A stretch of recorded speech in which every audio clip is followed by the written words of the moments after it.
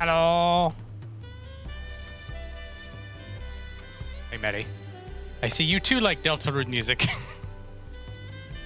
Very. I feel like somebody who doesn't like Deltarune music is dead, unable to experience joy in any way. I do need to go back and replay Deltarune. Well, I played episode 2. I think was the last one. Now we've got a stack. I think I would probably want to start at the beginning again though. Deltarune Uno. Yeah, I was when I was digging this track up to put it in the intro, I'm just like, I haven't played 3, 4, I think they're up to 5. And I haven't, because I haven't played any of them, I haven't listened to any of them either. Like there's a couple of memes and there's a couple of bits here and there that I'm like ambiently aware of, but you know, maybe it's the soundtrack that gets me to go through Deltarune again. From the beginning. But yes, hello Taddy. I'm yeah, I gotta get to it. Deltarune 1 is, I think 1 and 2 they're just lying around. I don't know. I know 2 is free. I think 1 was free, and then like after 3, Toby Fox is just like, okay, I gotta eat. Relatable. So yeah, so this Dawntrail thing. I hope you guys had fun with the absolute bitch and moan fest that we guys had last week, because that was an unexpected high point.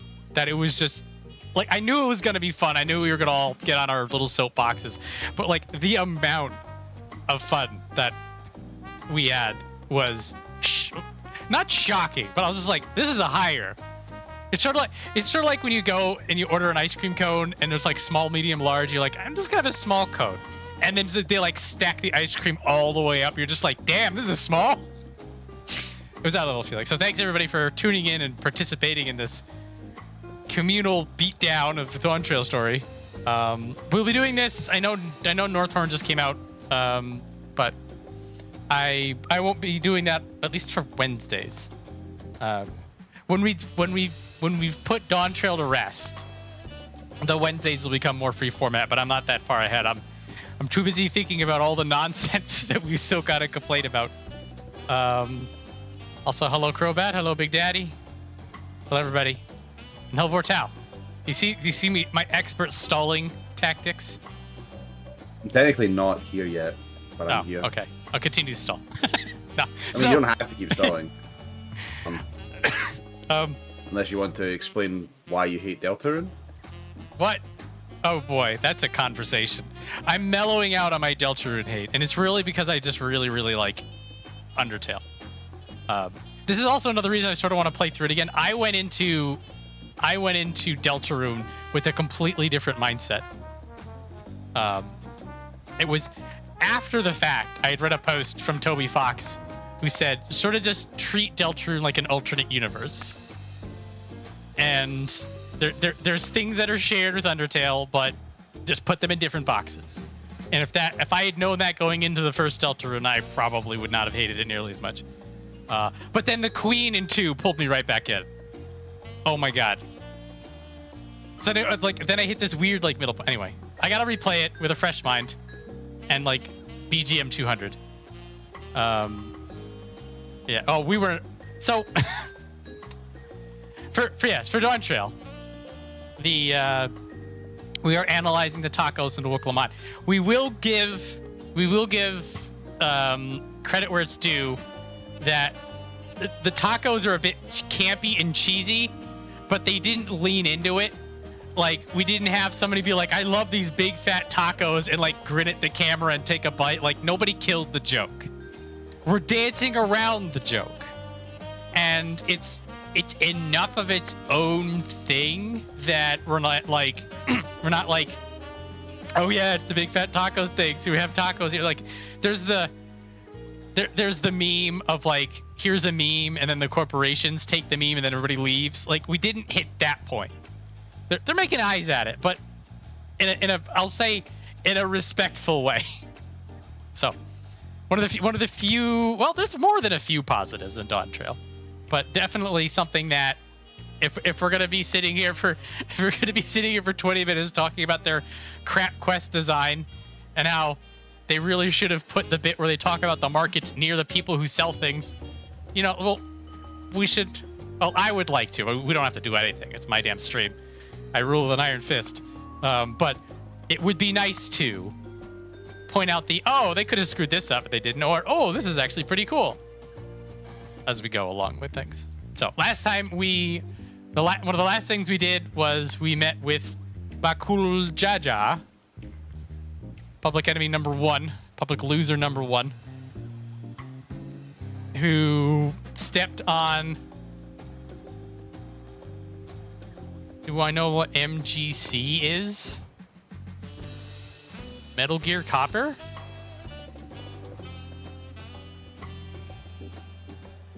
Magnesium... I don't know.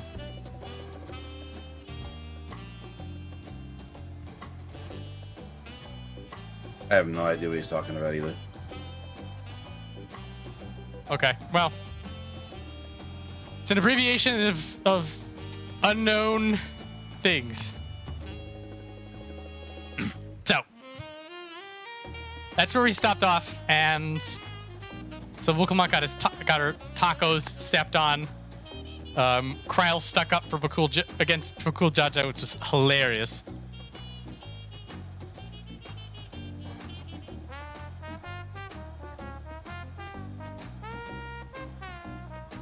What?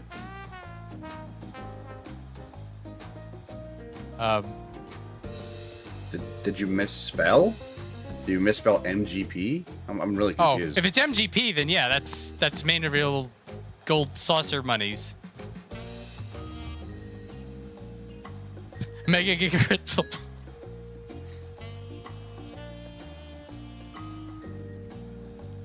I don't know.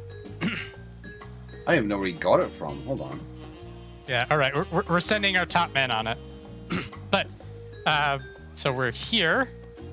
And, yeah, so Wukelmont got her tacos stepped on. And then we got a phone call from Alfino who said everybody's... we're going up to meet the... You're going up to the palace. And there is no time to go get more tacos. Apparently. So, off we go. Hold on. I've found it. It apparently is unavailable, but it's in the game. It's been data mined. Oh. Oh, I see it. I see it. Okay, because I see what the rewards are. This is likely for next expansion, even though it came in 7.55.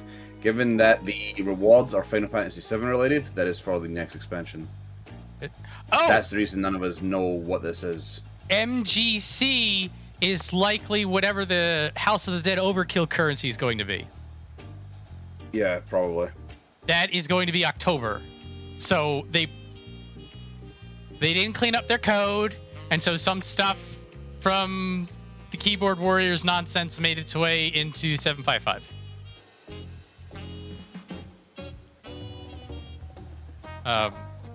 Yeah, so I don't know what it is because it's a currency that doesn't exist yet. So, and if these websites are data mining, then they're going to get stuff that's not in the game. So there we go. Once you start, free to continue while I go get my tea. All right. I mean, all we're gonna do is just have our time wasted. Hello, Kryl. I'm looking forward to trying some authentic Tulio cuisine, but we should hurry and join Alfino and the others at the palace. Or we can spend 5 minutes and go get the tacos. Come on. Come on. This false urgency is destroying me. As you well know. Good Chinese, you know, with the sweet and the sour.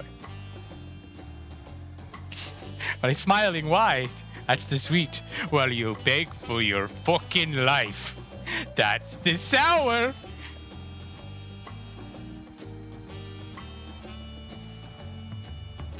God, that game was so good. I'm only calling it House of the Dead Overkill. I didn't even internalize what the hell the name of the actual event is. Really thought I would have. Well, it's fine. Anyway. If you want to climb to the top, you can head out from the blah blah. Now that you see the idea of the city's laid out, I'll let you find your own way. Oh no. Oh, it's just such a go! Go over there! Get more tacos! My god. Genuinely upsetting how stupid these people are. Typing the Daddy Orzia. Yeah. We'll see how long I can stand this hat. I mean, it's a really nice hat. It's fancy. But the shoulders clip through while you're running. Just eating me from the inside. I'm only gonna wear this hat one stream. So we'll get through it. Hello? Hello? Yeah, it's big. Goes all the way up. Taco place is getting ready to close up for the day, and you don't want to be rude in order. Oh my god. Bro, it's the third promise! He's saying Ariane and Thancred talking with stilted dialogue to really sell it. Yeah. So maybe the dude's closing up shop, and so he doesn't, and so we're not gonna be the guy who makes the cooks clean the fry pan a second time. I don't know. Third promise. Hello, Aaronville. Useless. Food is amazing. A passing Mamulja let us try a fruit called a cherimoya, and it was just sublime. That might have been in the opening trailer. We saw a two-headed Mamulja on our way there, another claimant in the rite of succession, according to Aaronville. So many narrow, winding streets, but if you get lost, all you have to do is keep heading up. It's whack limit. Still hungry? Ugh. God, this won't wait for us forever. It could wait 5 minutes! There it is, guys. Several cutscenes will play in sequence. This is going to be a legit, like, an hour. Particularly because we're going to be bitching the whole time. So, this may just be the stream. At our pace. I don't care if it's a dawn servant. Don't order from the kitchen 5 minutes before close. Oh, okay. I will grant that if they were about to close up shop and Muklamot isn't a total bastard, that maybe that's why we didn't get tacos. Well, I will allow this headcanon. Oh, good luck with the master levels.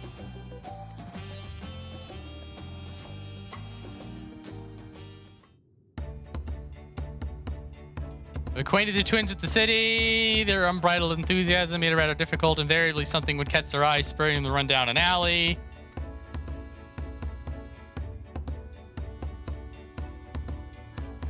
So funny, they're quirky. Stand out too well. Charlene had the same effect on me.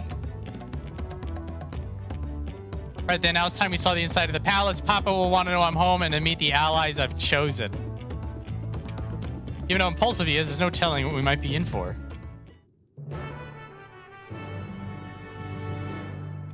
Oh, would we fight him immediately? Doesn't matter. I don't think so, actually. Yeah, because we're fighting Estinian now.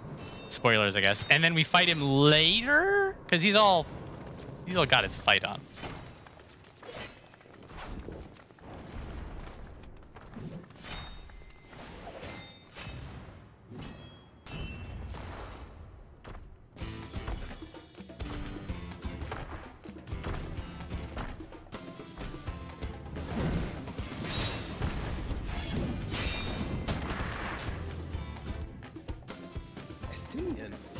When did he get here? More than one boat. What's the point? Why is he here? Oh, you know this man?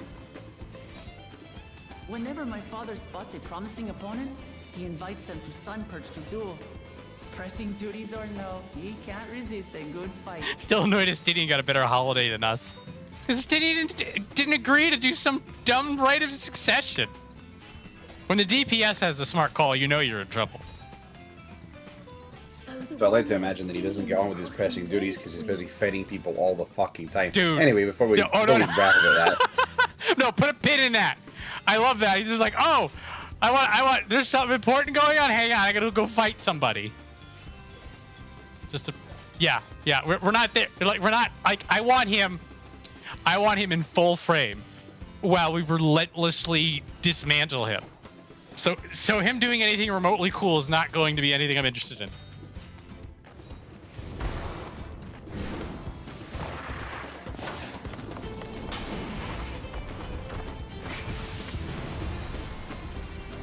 Give us some good anime shit.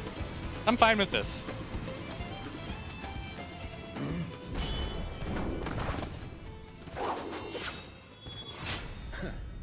That will do, Spearman.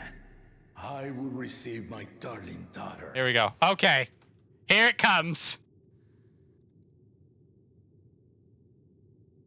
Everybody got your notes ready?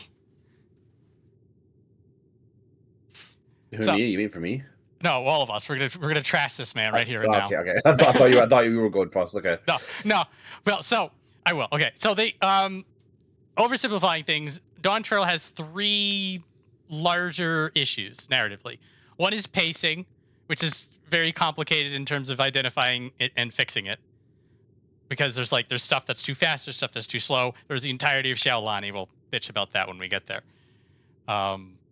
2 is the working backwards writing, which we saw earlier on the docks, that they really wanted a scene to happen, and then they didn't, and so they just worked backwards from the scene and then didn't bother to then go back forwards and make sure it made sense. And the third problem with Dawntrail is idiot plot. As in, drama only happens because someone is stupid or someone doesn't know something.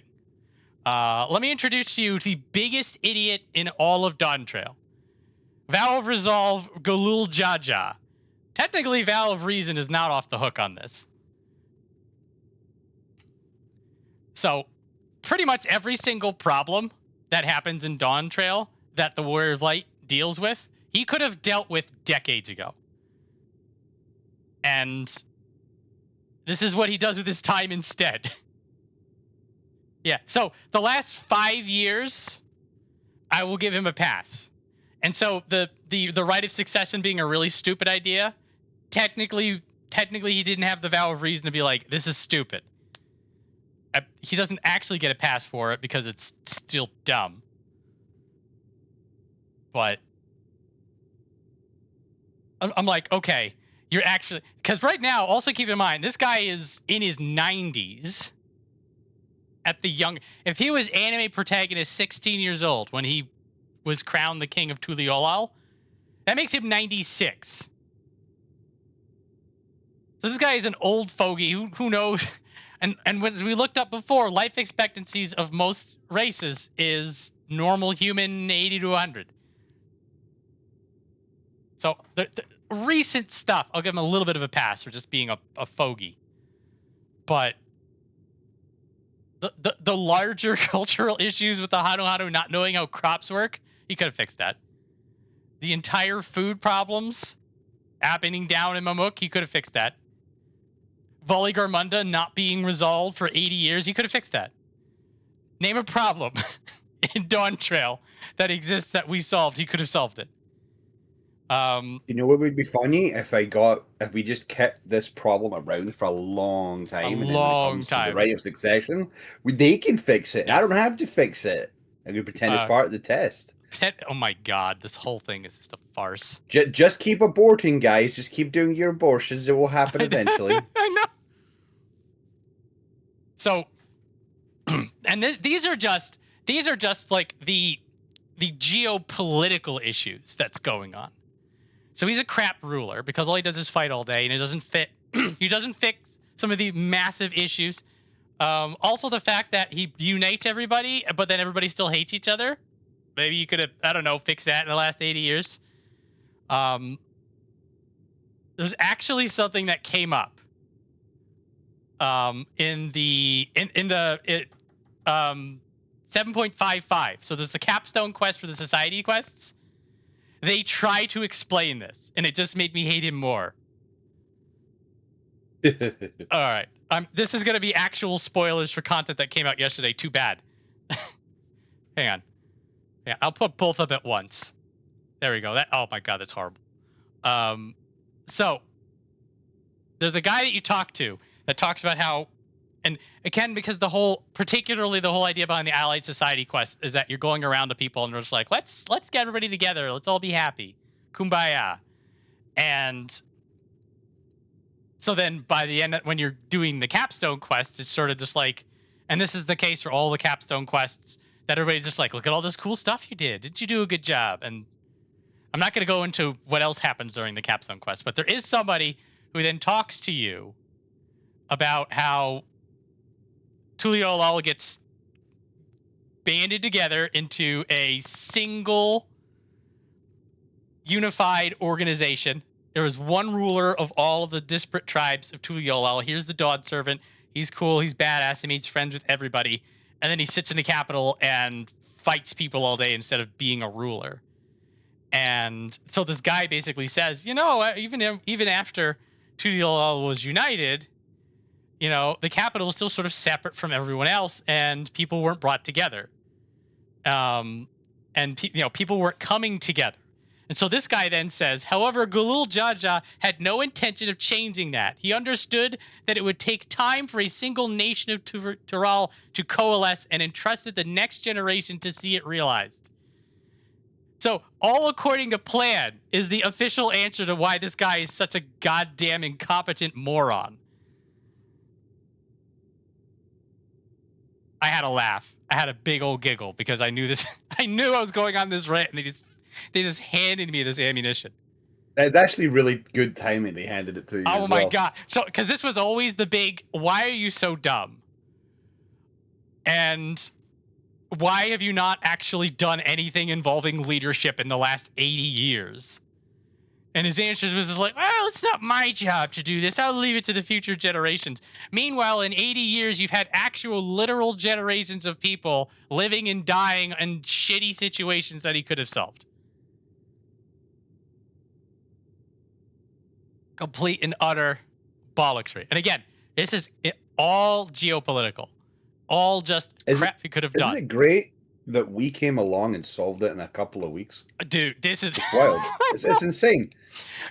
Particularly hilarious because they keep they draw parallels between you and Wuklamot, the Warrior of Light and Wuklamot, and the Warrior of Light and the Dawn Servant's travels. About how the Dawn Servant and all his friends got together and fixed this problem. Isn't that a lot like you? And then the person who is us goes and does the thing he should have done in last near century. We do it in a couple of weeks. We do it in a vacation. We're not even working here. It is absolute madman. So that's all the crap that he should have been doing as a ruler. Yeah, but you didn't do anything. So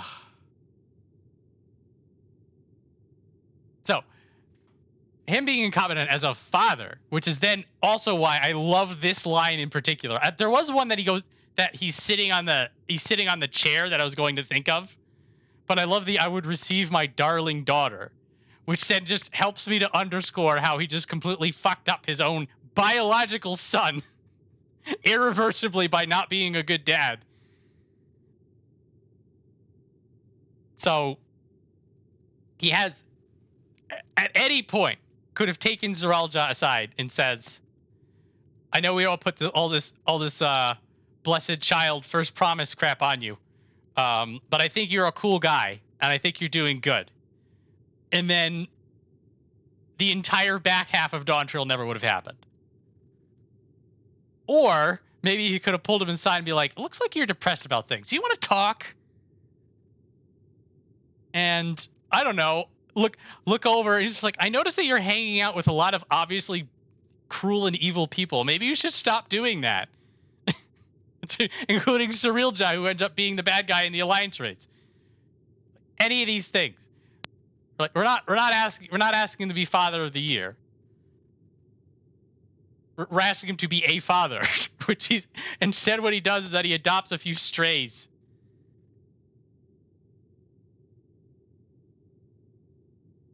and then apparently cares for them more than he cares for his actual kids.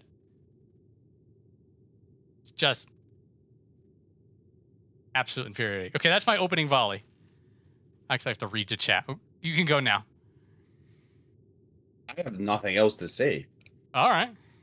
at the moment. You kind of like popped all the pimples like, right away. There's a lot of like specific things, but this is kind of a, you know, we'll get there, and then I'll come back to bringing up this asshole, and then we'll continue. But you've pretty much covered the bases.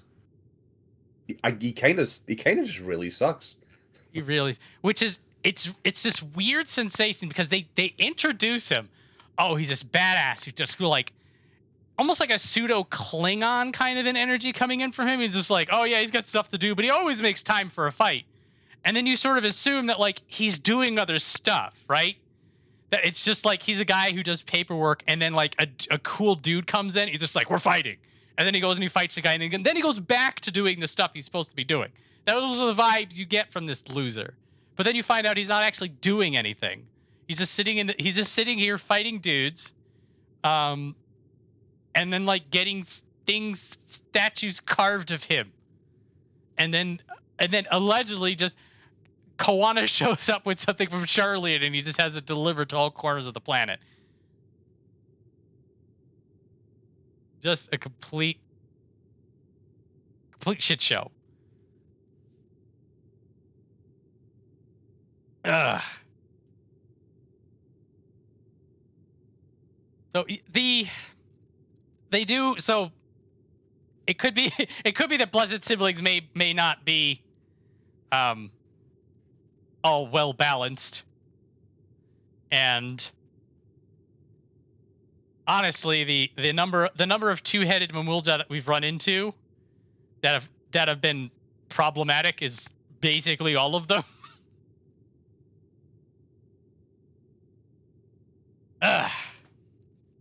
So yeah, I will continue to talk bad about this guy because early on he's so cool. You're like, you don't care. And then you're like, oh, and then because I remember like the more you learn about this place, the more you're just like, huh, why are we fixing this? And then that builds and builds. When you find out about the Head of Reason, you're sort of just like, oh, that explains it. But then you realize that no, the Head of Reason was here for the other 75 years. You check out the second child ever showed interest in a trade set. Ah, yes.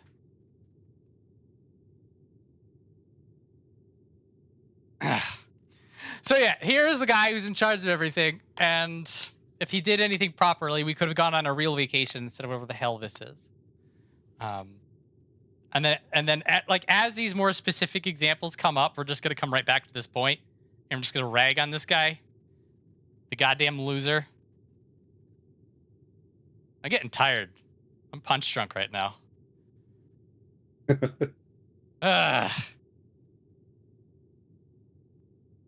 It's all there's also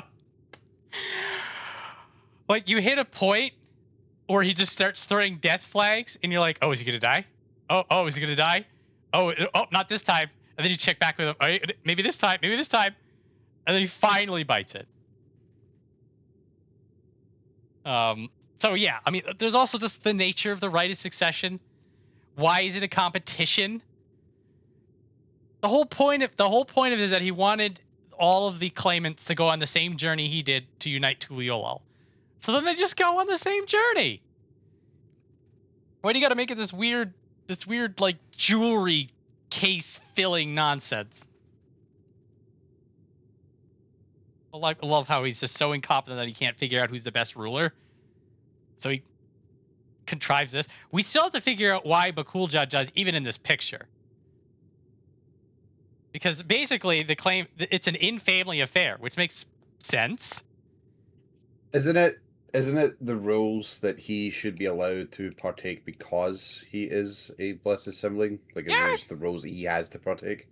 Well, what rules? He makes the rules. He's the I know. king. I know. But right. like, isn't it the rules? All right. So theoretically, this should be explained to us. Man's discovered Pokemon. You know what? The impulsive nature of him. Maybe this is just an idea he heard. He's like, I could use this. Well, anyway. Actually, what it really is that he's letting him partake because he's actually a genius, and he knows that Wuklamot will have her moment where she transforms into the enemy protagonist and overpowers him and realizes that she is the actual leader. Because the thing is, he probably knows this Wuklamot the entire time, really. No rules, because he's that much of a genius. He's that much of a savant. He just knows these things. That's how good he is. He's not good. The words Gulul, Jaja, and good should not be in the same sentence. However, if you remove the second Ja, then you can put Gulul, Ja, and good in the same sentence. That's fine. The second Ja goes in, the word good has to leave. Dumb Child, one of the saving graces of the back half of this expansion. Well, we might get to him. We actually continue playing the game. All right, final thoughts before I let this loser talk. You can let this loser talk. I'm saving my ammo for specific situations. Okay. That, so anybody at any time, if you see something that's a problem in Dawntrail, we can stop what we're doing and figure out why this asshole did it. And we're just gonna continue to bury him in the ground, deeper and deeper.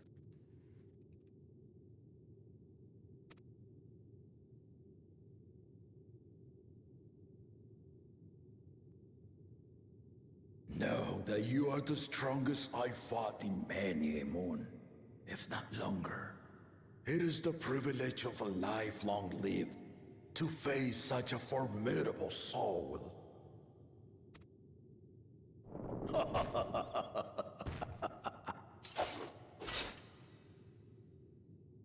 If it's formidable you want, then look no further than that woman there.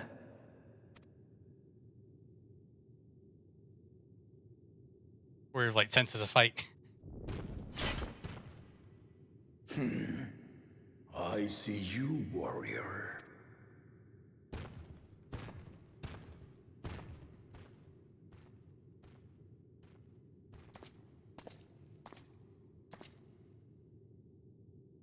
We had no idea you meant to visit Tyrrell. I've seen what lies east. This time I chose west.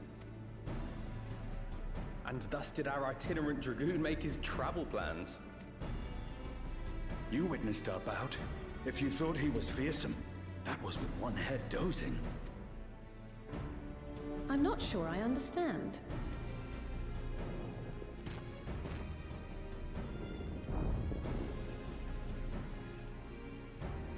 The old man has been feeling his years. The uncovered side is the head of resolve, and age has only deepened his love for combat.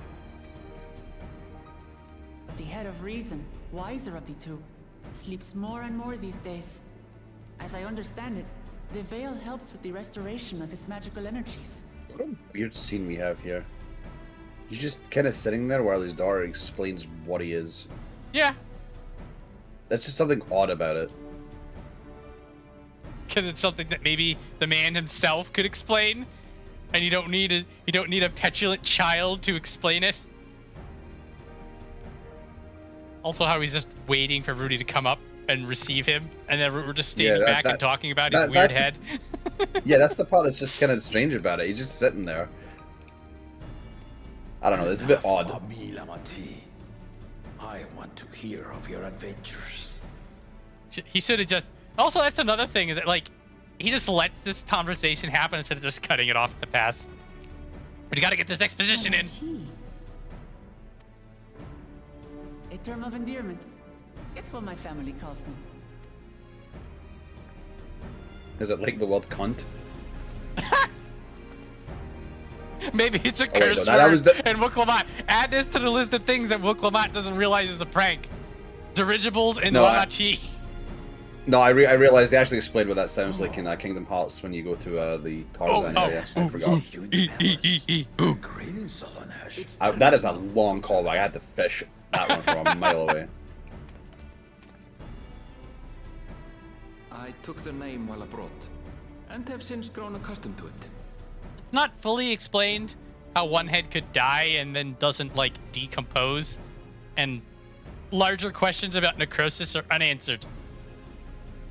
But it's just assumed that like everything else just keeps going. Arenville then. And these others, I assume are Lamati's recruited allies.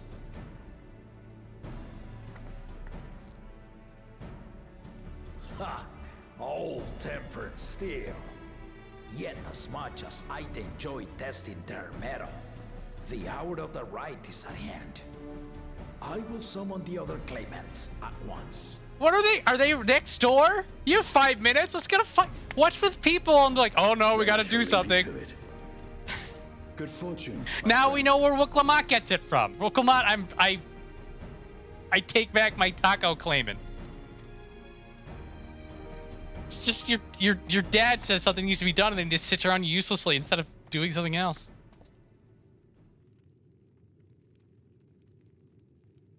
He really is losing it.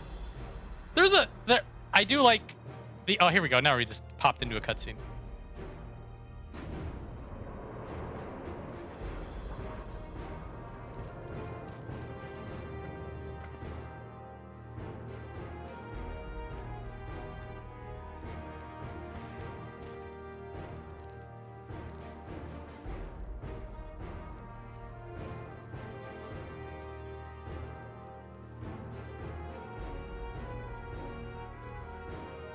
The claimants are assembled.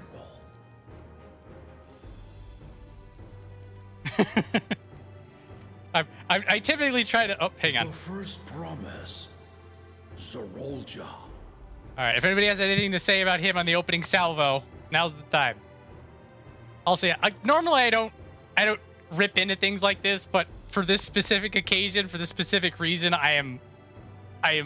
my normal wellsprings of reserve are being ignored. You got anything for Zerolja before we keep going? I feel he may not deserve an opening volley off the port bow because it's sort of a combination of everyone else being a jerk and bad writing. The second promise, Gona.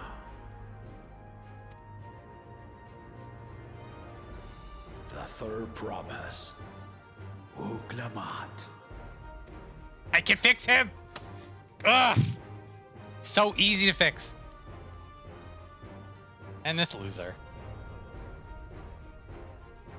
And lastly, the chosen of Mamuk, Bakun Jaja.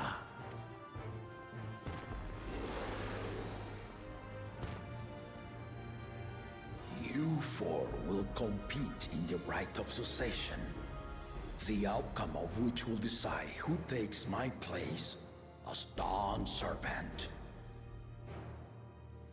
We fixed him at level 89.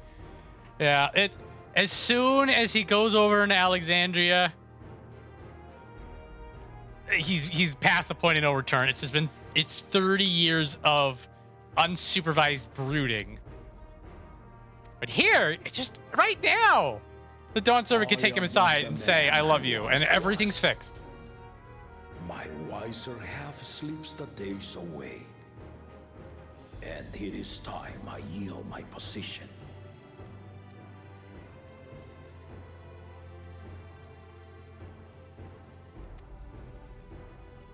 But mine is a torch that has never been passed.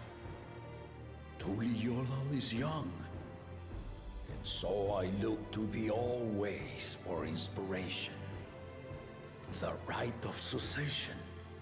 The means by which the autarch of Mamuk was chosen. Only the two-headed were deemed fit for this contest. But the Tuliola I built is a nation of many peoples. Our leader needn't have two heads, nor be a Mamulja at all. So I gave the right of claimant not only to the son I sired, but to my adopted children as well. Yet the opportunity to rule was still not equal. That is why a recent tournament offered a place in the contest as the winning prize. Recent tournament offered a place in the contest as a winning. Oh my god. He just like, oh, let's have a fight, and then they're trying to think of a good. They're just trying to think of a good reward for it. It's like, whoever fights and does well could be acclaimed. Oh my god. You absolute dunce.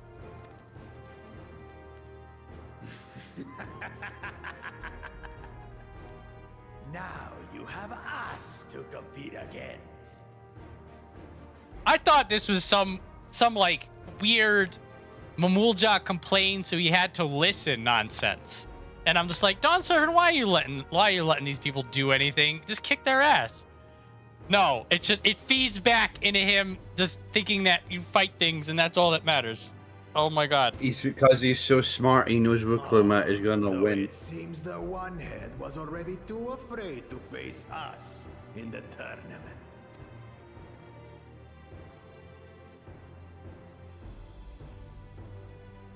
Our brother was in Shock Tural leading the Landsguard on a campaign to eradicate a Tural Vidral. So this is the part of Zoralja's we'll get into it. But like they try to have it both ways, that like Zoralja is this guy who cares about his nation and will go out and fight to protect it. This weird like heroic thing, and then he's simultaneously has these massive inferiority complex.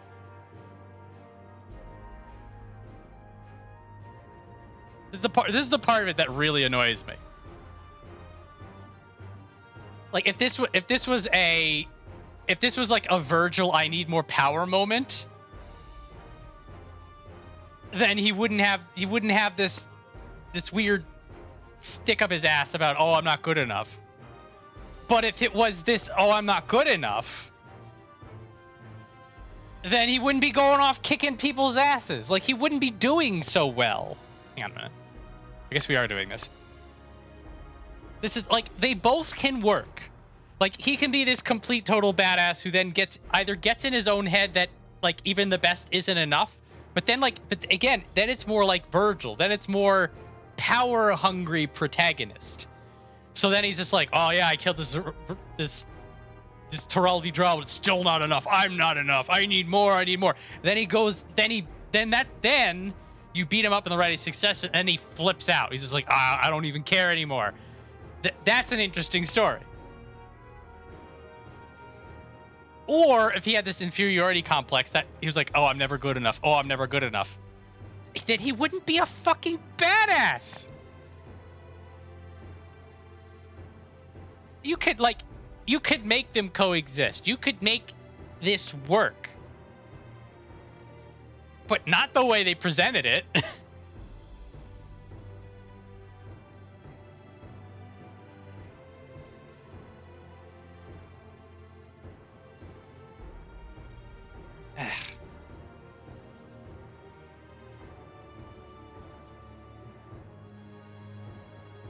Yeah, it's the catalyst of him finally losing and then just going ape shit. Like that part is fine. Structurally it's fine. It's just there's no internal consistency on why he's as beat up as he is. And no matter what the goddamn answer is, the Dawn Serve could have fixed this. He's the storm that's approaching.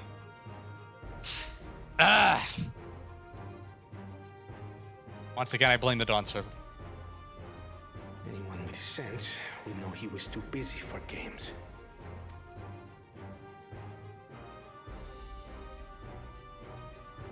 Now for the part you've been waiting to hear. The nature of the contest itself. So, something about this scene that I actually do like is that Bakul Jaja throws barbs. Zoralja is like, I'm not even responding to you. You're a piece of shit. I'm not even going to look your way. And then Kawana basically is just like, you're a dumbass. He was busy. How do you not know this? And then you think back to when Wuklomat stood up to Pakul Jaja, as in she didn't. She just got stepped all over him. And so at this point of it, I'm just like, huh, these other two guys may be better than Wooklamat at this. Which is that part of it's interesting. So now you're sort of second guessing your own choices. You're just like, maybe I should have met Koana. Maybe I should have met Shiralja. What am I doing here? Damn it, it's too late. We've cast lots. To triumph in the right of succession, and thereby claim our nation's throne, you must travel the lands of Yoctoral and find the City of Gold.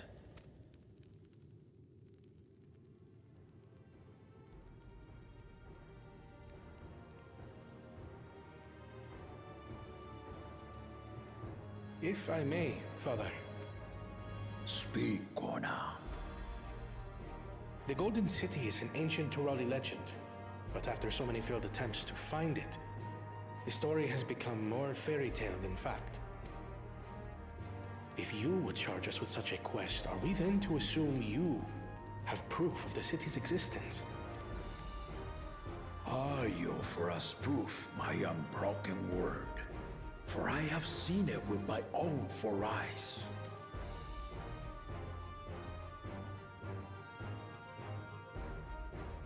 The city's real. All those years. This was before the founding of Tuliyomo.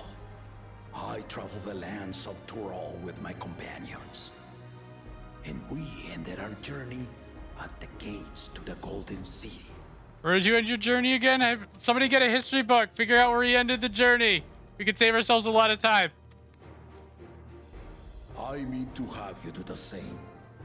But in order to achieve victory proper, you need to break the seal I put in place. Bring them.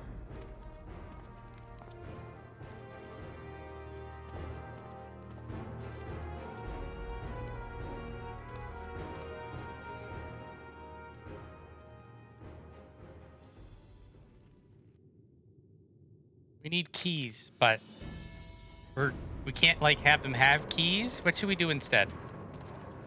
Ancient stone tablets. Ah, good idea.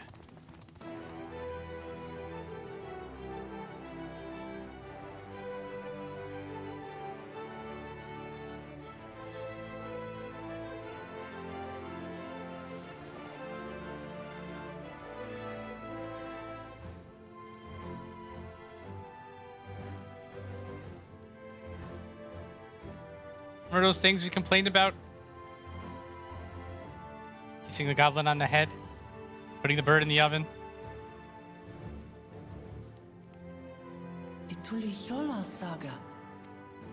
I'm glad that we spent just as much time looking at every single one of them in a camera panning as we did when we first arrived in the area. Along the way, 7 chosen electors will be waiting to measure your worth. Earn their keystones by performing the feats they ask of you. Once you've fitted each of the 7 tablets with the keystone, you'll have the key to unlock the seal on the Golden City's gates. So the contest is in stages, none of which can be skipped by rushing to the ultimate objective. Exactly. Exciting, isn't it? Stupid. Martial tournaments, hunting festivals, and now this? You do so love your contests, Papa.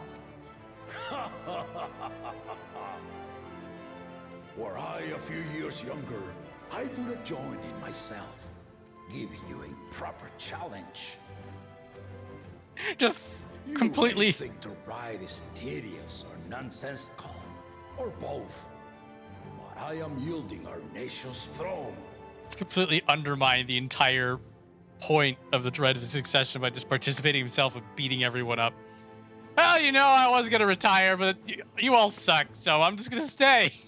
Let me have this final indulgence.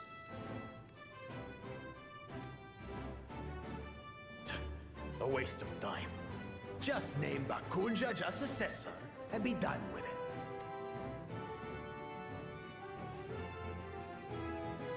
rite of cessation begins now. I'll be watching your progress with great interest. They threw that line in. I can't be mad at it. I want to be mad at it, but I can't. And Clement, remember to collect your tablets before you leave.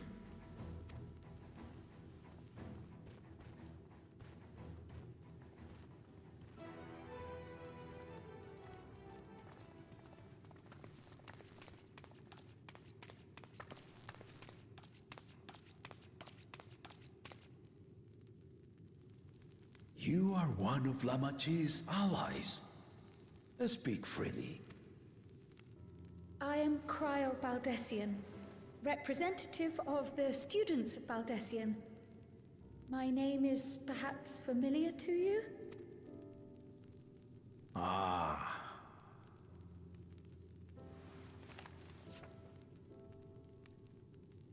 It would seem you sent this letter to my orders some years ago. The ink has since faded and much of the writing is illegible. Even so, we managed to determine the essence of it. A request to investigate the Golden City, addressed to my grandfather, Galuf. Included with the correspondence was this earring.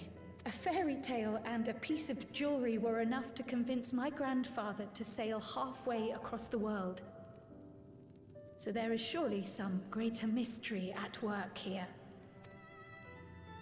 On behalf of the students, I've come to seek clarification on the matter. Have you any knowledge you might share with me?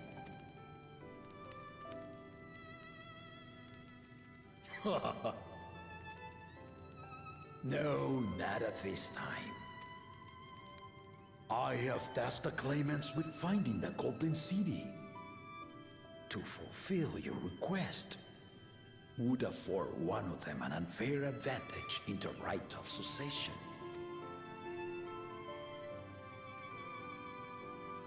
But once the contest is decided, I plan to entrust the entire truth to my successor. If you want to hear it, then you had best help Lamachi win. Very well, Dawn Servant. It'd be such a chat move if Cryle said, well, I'm going to remove myself from the competition. Tell me what you know. Everyone else get out of here. On my honor as a student of Baldessian, I will find your Golden City. Thank you for hearing my petition.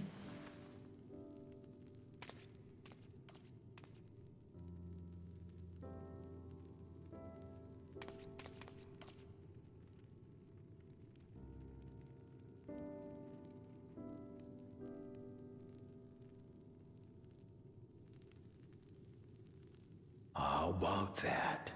She's grown into a remarkable young woman. You should be proud, Galuf.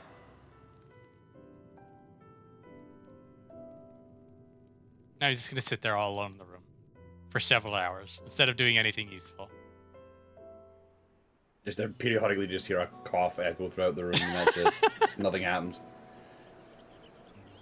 Flies. Look at all these JPEGs. No, not really. They're all models, actually, but... They used to be JPEGs. Graphical update. Now they're bodies. Too late to change your mind now, I suppose. But are you sure you wish to be part of this? I want to hang out with Zeralja. Our third promise is not wont to take no for an answer. Though you may have agreed to help, I worry that you were swept up in her relentless enthusiasm. Or perhaps you've been lured by the glory of the Golden City. Either way, this contest for the throne will place you and yours at the heart of political turmoil. Galuf is also referenced in the Eureka content. Eureka involves the missing Isle of Baldessian, and if you may remember from all the way back in like what would have been Heavensward Pat's content, maybe even no, it might have been a Realm Reborn Cat's content, that they were working with the students of Eldesian, and they were talking to Kryl. Like, this is before I think you see Kryl proper in Heavensward, but you're working with her over the phone until then. Well, until he is. So around that time, it's one of the expansion packs contents. You hear that the Isle of Eldesian is gone, and well, needless to say that you will figure out where Goluf is in Eureka. So if you're curious, if he'll show up one day, he technically has shown up one day. So go to Eureka or watch videos, I guess. Your choice. Oh, they can't see it. Shit. What? So the entire time you were yapping, it just in my mind, I was like to pretend that the Hrothgar in the bottom left corner is just you yapping because of the way his hand movement is. But like they can't see it because the chat block is there. I'll take it. I'll tuck it off. There it is. So just run the audio back of me talking and supersede it over the Hrothgar that's right here, and then you'll just think that it's me talking. It's just Aaronville's staring over at the Warrior of Light, who's now gone cross-eyed, while the Hrothgar over there in the lower left is explaining all this lore to chat for me. Thank you, chat lore Hrothgar. If you are second-guessing your decision, tell me now. This may be my last chance to help you withdraw.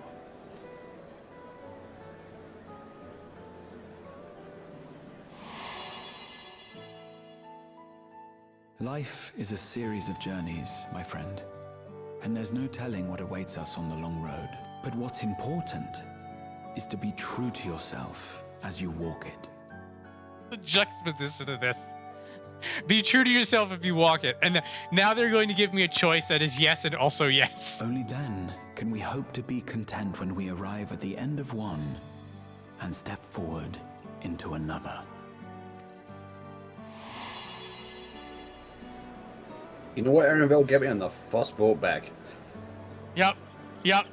Yes and also yes. Neither of which changes Aaronville's response. Yeah? I know. They do that a lot. There's an awful lot of two choices, but if you would actually go back and look at it, there's a lot of times when they give you multiple choices, but the character's response doesn't change. Sometimes it does, but a lot of the times it actually doesn't. So I'm fine with not every choice can be. Every choice doesn't have to be this weird, crazy thing. But like something that has gone on, and I know I talked about this, and I said I was going to complain about it, and now that time has come. Congratulations, everybody. But like, there was a point in time, like the Endwalker Pats content, the ragging on your Stola to get the secret angry cutscene, the being cheeky, the know that I may kill your god if I have to, and even if I don't. That, like, they built up this interesting flair that they're giving you these choices, and ultimately, like, we know this isn't a branching path game. Like, nothing you say in these choices are going to affect the story, really. But what they are is it is a moment to have a character expression, which is why you have things that like sometimes you say yes or no, or yes, but I'm going to be a jerk about it. And then, like, if you pick no, then Alfino goes over to you and be like, tut, you shouldn't be doing that. And then we make fun of Alfino. But in a lot in Dawntrail, it's this. It's yes or also yes. There's no cheekiness. There may be a couple of examples that are to the otherwise. But this is then compounded by them going over to Grahatia and saying, do what you feel like is closest to your heart. And there's a very real chance that somebody's like, I don't think I'd be here. I think I'd peace out. I think I'm done. But we don't get that choice. We get yes or also yes. And then it's sort of like one of the few times that they could have just saved themselves with good writing. They're like, oh no. Anyway. Yeah.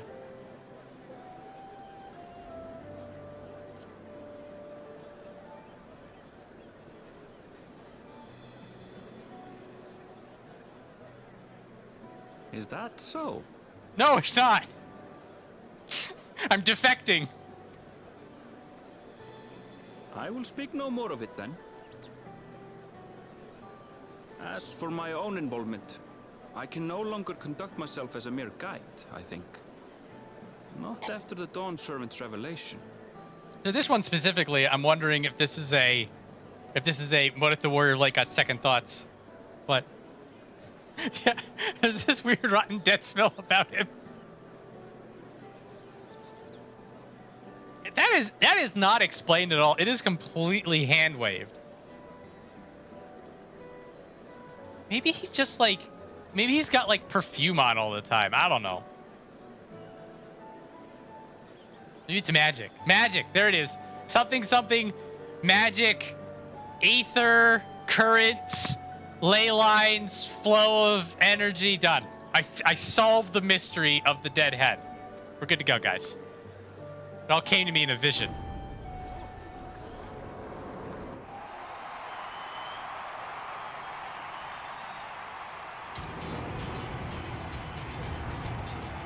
Here they come! It's Zeralja! Such a fearsome mien. Make no mistake, there goes Tuliola's mightiest warrior. First promise. Our village needs aid.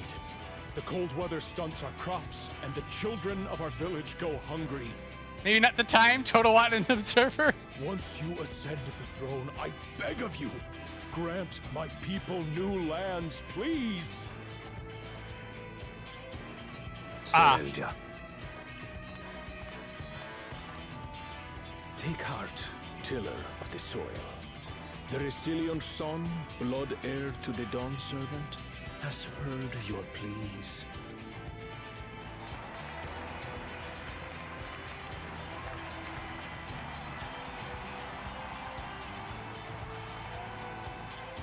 Zeralja, the first promise and commander of the Landscape.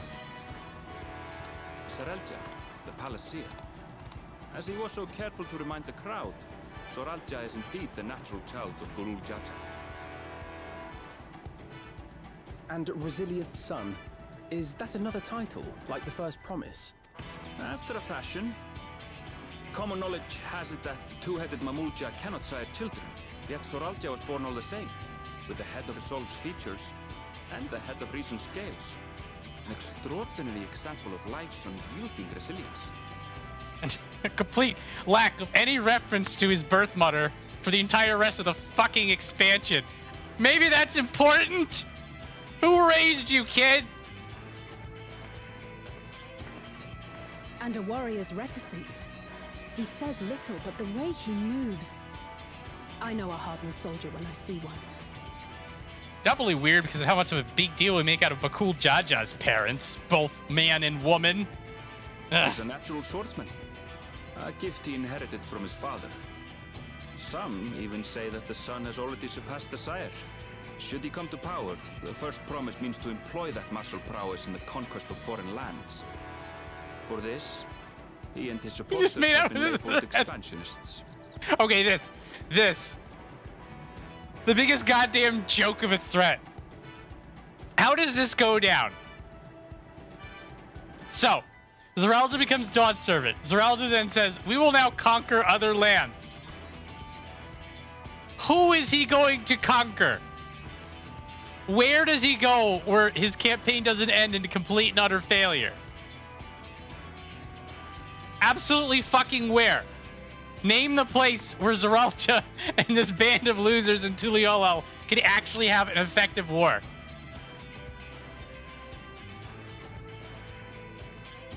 It is so hard to take this threat seriously.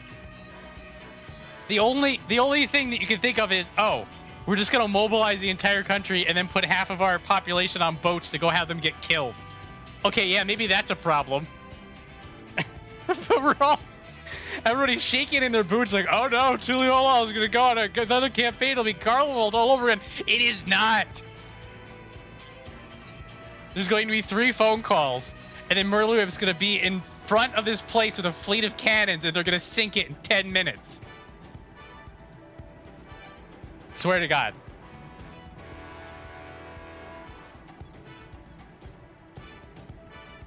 I was sort of just assuming at this point. I was like, oh, they must be scared about the collateral damage, because I absolutely do not believe this conquest threat at all. Zero chance.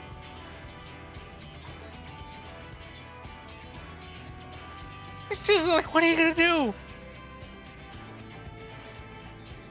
You have to find like the tiniest, most insignificant speck of something and conquer it.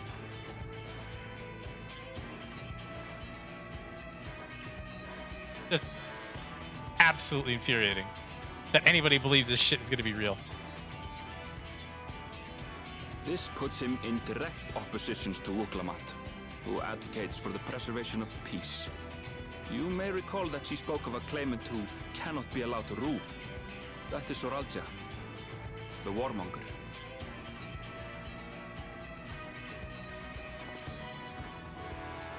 Kyle, are you alright? I have bad gas. The echo. It gave me a glimpse into Zoralja's Okay, so this is... So there's two things about this. One, you find out that this is basically saying, oh no, this isn't bullshit. He really thinks he can get away with this. And unknowable, like an abyss. Yet at the same time, a roaring, unquenchable fire.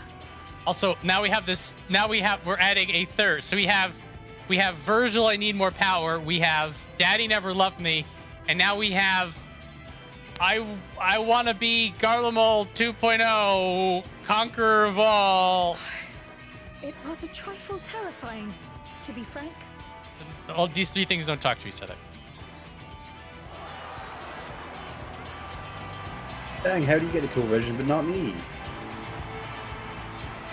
Can't control. I would love a headache.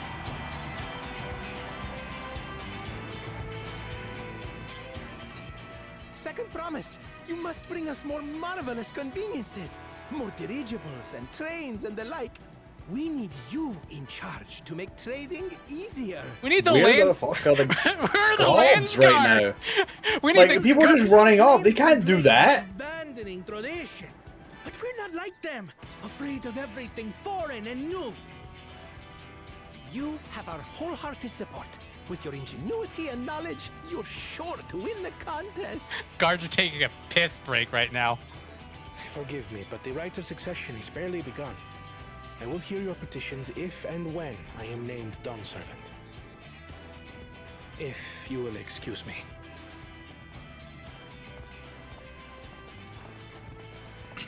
Plain spoken, as always. That's Arcona. Practical to a fault. Also, aren't the other Dawn Servant claimants supposed to be unapproachable and only Wuklamat can be approachable because she's just so nice? The second promise. Never mind. You spent time as a pupil at Charlian's own studio. Second promise, I need a place to hide this knife. Also, yeah, Zoralja's first failed conquest is to go to the frozen wastelands of Ilsabard for oil. Ugh. Now that you mention it, I think I did see him in the halls once or twice. There was nothing to suggest he was Turali, much less from a royal family. That was by design. He forwent his usual garb and took an Eorzean name to avoid detention. So it was Kona who introduced the dirigibles. And the railway too, given what we No, just heard. no, we already talked about this, Alfino. This is bullshit. In furtherance of his goal, to enrich Tuliolal with every bright notion he learned of in Charlian. He is the hope of those who prize innovation. As aloof as he may seem, Kona and Wuklamat actually get along rather well. They bicker and banter as only close siblings do.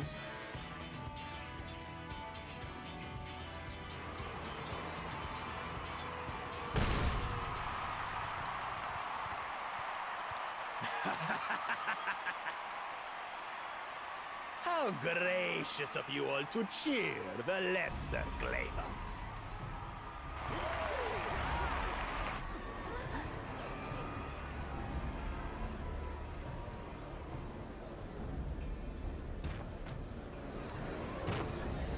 They lean so hard into this. Oh, come now. What are you afraid of? I'm no different from your Dawn servant. 1 in 100, I tell you. That my kind should reign is Mamulja tradition, and has been so since before there was a Tuliolal. I'll brush aside your feeble contenders. And then you'll see who deserves your deity. Well said, brother. At any time, the Word of Light could just end this person. The Mamulja finally found peace in Tuliolal. I pity those fanatics are intent on keeping that tradition alive. The chosen of Mamuk, Bakul Jaja, winner of the recent martial tournament, and the only claimant not of the Dawn's promise. His strength is undeniable, but you see how he is. A few devoted Mamulja are his only supporters. What would he do with the Oh, here comes Squidward. It's time to leave. His policies and so forth. I doubt he's thought much beyond winning the contest itself. But he doesn't have a platform. Thing seems certain. If he does become Dawn Servant, he will see the Mamulja exalted as the ruling class, and all others forced into subservience. Sounds like another that cannot be allowed to rule. As if the current Dawn Servant would put up with this. Actually, he would. He's incompetent. What am I talking about? Why am I giving him any credence?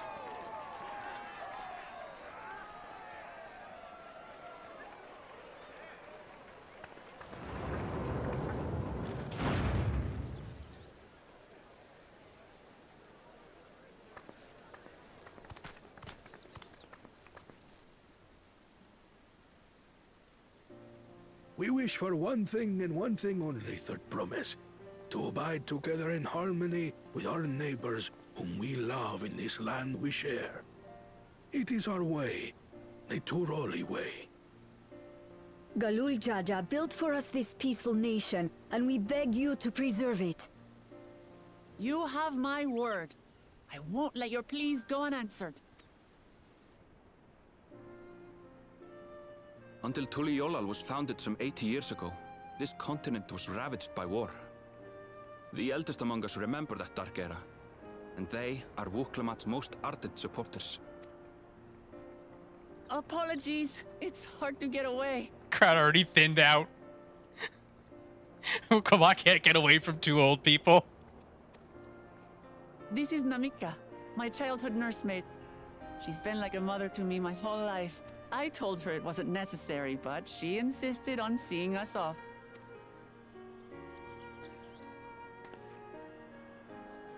I place our precious Third Promise into your care. Did you know Wuklamat was taking part in the rite of succession?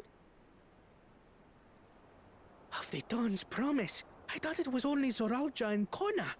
If she has any accomplishments to her name, I've yet to hear them. Compared to the two Mamulja, she pales in martial prowess.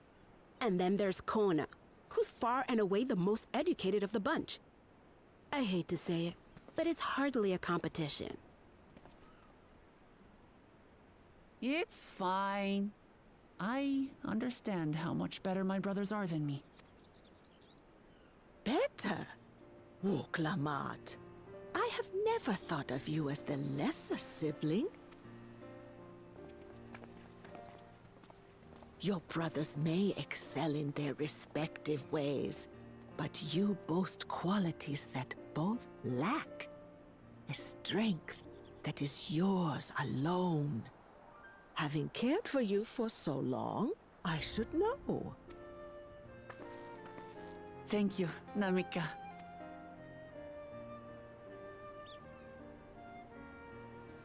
Well, we ought to be on our way. Yes, hurry along. I await word of your victory with bated breath.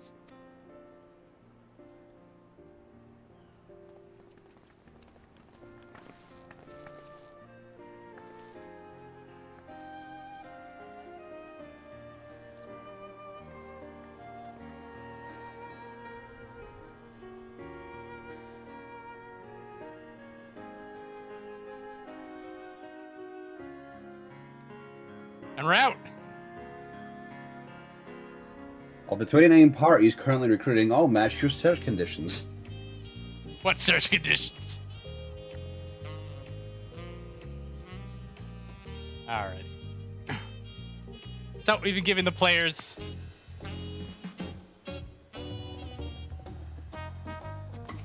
What do you got? Matter. Don't know what derives the rouse of it, engulfs them like an inferno. Neither do the writers. Juana's intent on developing his country by means of Charlene innovations. Given his background, I suppose it should come as no surprise. He had to claim and treats everyone around him as lesser beings. No doubt he'd try to elevate the Mamulja. Hang on. So they said at first that he doesn't actually have any plans, and now they're giving him plans. They're just projecting his plans onto him. Have you guys met him? He's dumb as bricks. There's a lot of stupid people. Those for the brief union I had in mind. Papa's not one to waste time when he decides to act. I'm used to it by now, of course, but others are often caught off guard. In any case, we should talk about how we're going to find the City of Gold. All we have to work with are the 7 tablets and their connections to the Tuolal Saga. Comparing the tablets against the pillars, we should check for any discrepancies. Hey, we get to go to the pillars again! The best. Oh, I do hope we get a long camera pan for a 3rd time. I know we don't, but it would be funny. It'd be hilarious.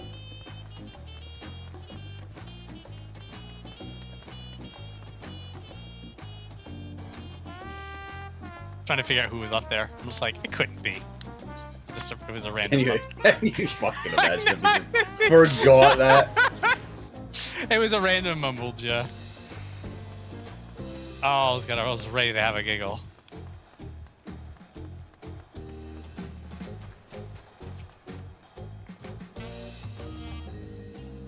Blah. Blah. Preparation of integral guitar tablets for every claimant must have taken considerable effort and forethought. We should consider them weighty reminders that this contest is no light-hearted matter. Fortunately, it's a contrivance.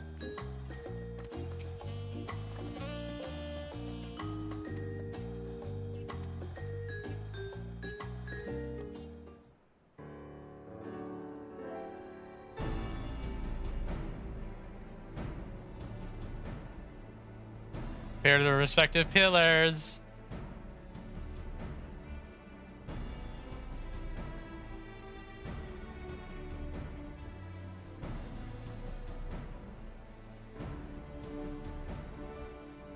It'd be hilarious if they give the Warrior of Light the blank pillar. There's nothing on this one. Oh my god, are we really doing this again? Just yeah, we are. Don't do it anymore. Yeah, we are. Stop being dumb about it, game. Just get on with it. Look, we're like. Oh, did you look at the shame as they are on the pillar? Oh my god. Like, fucking just get on with it. Somebody get the eureka moment and just be like, oh, hey, I figured it out. Let's go. Glyphs appear to be identical. The only difference being the tablets have hollows or the keystones are to be fitted.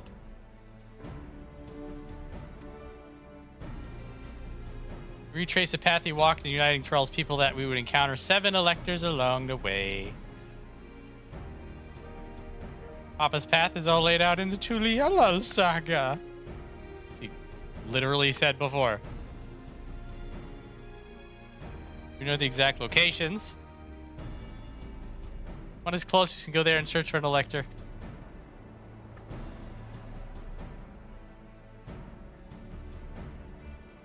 Lay of Reeds was in Hanu.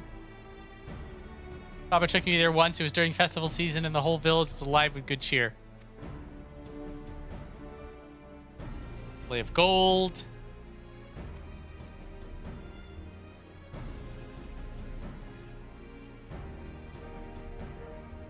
We're going anywhere. Let's talk to 3 people. For some reason. Heard a lot of talk as we toured the sea about a storm that passed through this at sea, apparently a ravaged Dawntrail several days ago. Since the roads are not well paved as the Eorzea's, they're more susceptible to damage from natural disasters. Roads are paved in the Eorzea. Have they been to Lanosia? I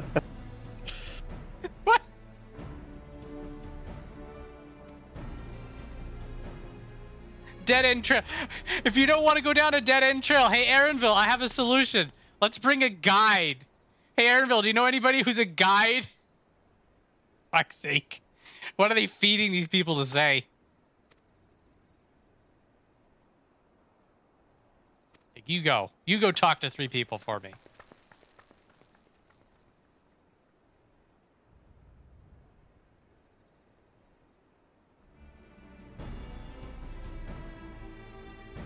I did the accommodations. Blah, blah, blah. Stoke nod.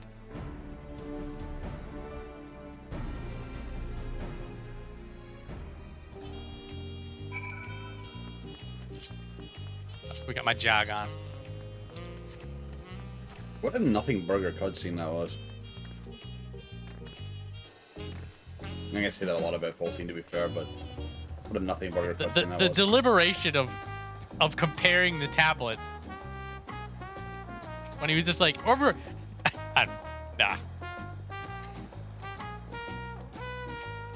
Oh yeah, we have hotel room.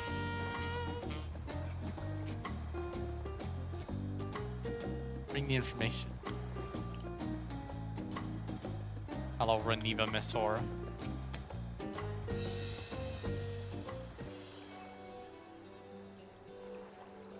Reservations under Rook Lamott's name. If you don't mind, I'll leave my companions to you.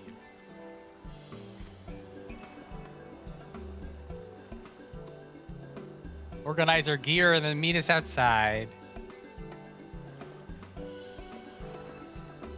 I don't know where the inn is.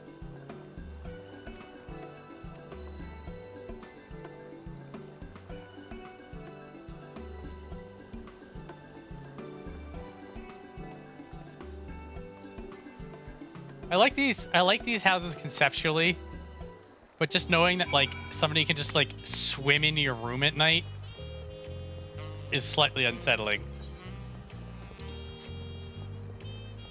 Go in there now, right?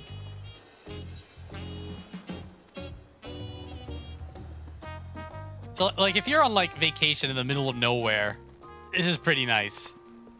But if you're in a city with thousands of people and you're just come on up in there. Gotta shake him away the stick.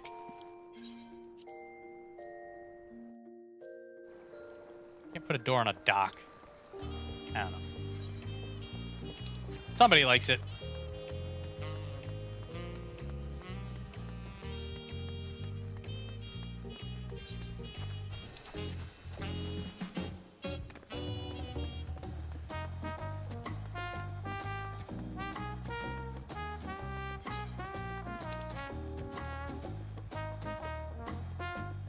Down here. Wait your companions here. So I still do not know who I want to do first. Idiot birds or idiot halflings. Actually, the halflings are kind of smart. They're just, the writing is such a disservice. When I did this the first time, I did the halflings first and regretted it. But I think I would have probably still not been as happy with the other direction. But I would have been annoyed for a different reason. And it would have been funnier. It's the flavors. I mean, I did the Hano Hano first because as soon as I saw there were Vano Vano, I'm like, I need to see the idiot birds in this expansion. How could they make him more dumb? I wanted to know. Oh, they brought out. They're wheeling them out for us. We spoke to the 3 NPCs and here they are. Here they are. I thought you said you talked to 3. Oh, right. Where'd the 3rd one go?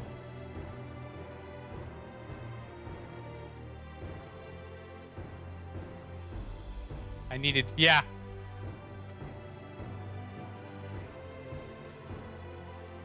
Where to get it from the locals.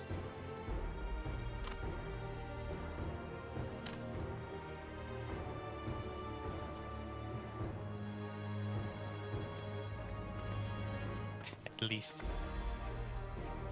Hello. Blah, blah, blah. Yes, they're here to help us. Oh, we're giving them cell phones.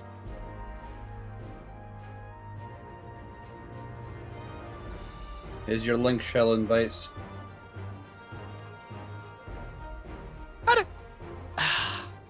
Okay. Gut feeling. Does Wook-Lamont know what a Link Pearl is? Erenville obviously does. But have we talked about Link Pearls with Wook-Lamont while growing up? Is her not knowing what a Link Pearl is legitimate, or is this a stupid moment? Probably legitimate, actually. All right, we're cutting her slack. Okay, done. I'm cutting her slack for this one. The council because has I feel decided. like because I feel like if Erenville told her what it was, she would demand to get one for the two of them, and then she would not fucking stop her. This is an excellent point. Erenville withheld this information to spare himself a greater pain. Absolutely, full on agree. Okay. And then Wook-Lamont isn't smart enough to put 2 and 2 together and realize that Erenville knew about them. She's just so excited and wrapped up in the moment. Absolutely. So glad I talked about this. So glad. Yeah, good. Positive moment. It actually works out. We dug deep and we found a character answer.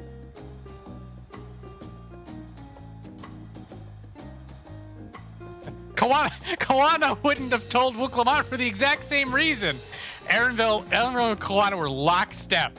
Do not tell her about Link Pearls. She will never shut up. We can never get away from her. 100%. 100%. We have found the diamond in the rough, guys. Alright, Hano, Pelo, Cell, and Trail close. Hano are cheerful people who love their festivals. Hello, clan of business-minded folk. Main scenario will branch into 2 quest paths. Flipping the quest will temporarily prevent you. Can't do both at the same time. You gotta do one and then the other. You don't want you jumping around.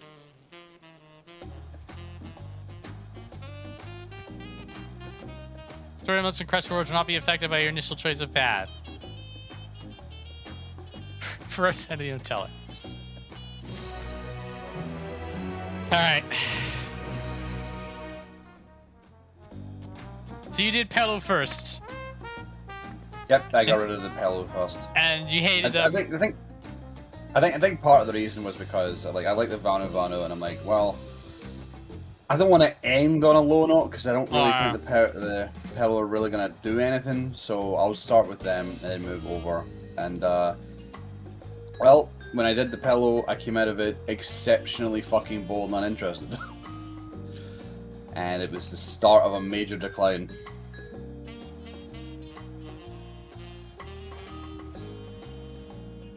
So, that's my thought on it. Yeah.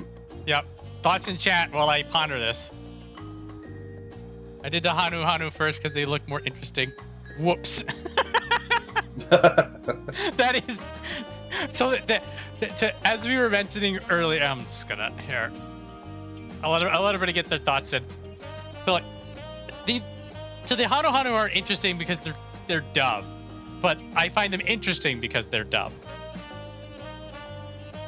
A 3-hour panel about how you can choose different paths that all merge together. That is so... I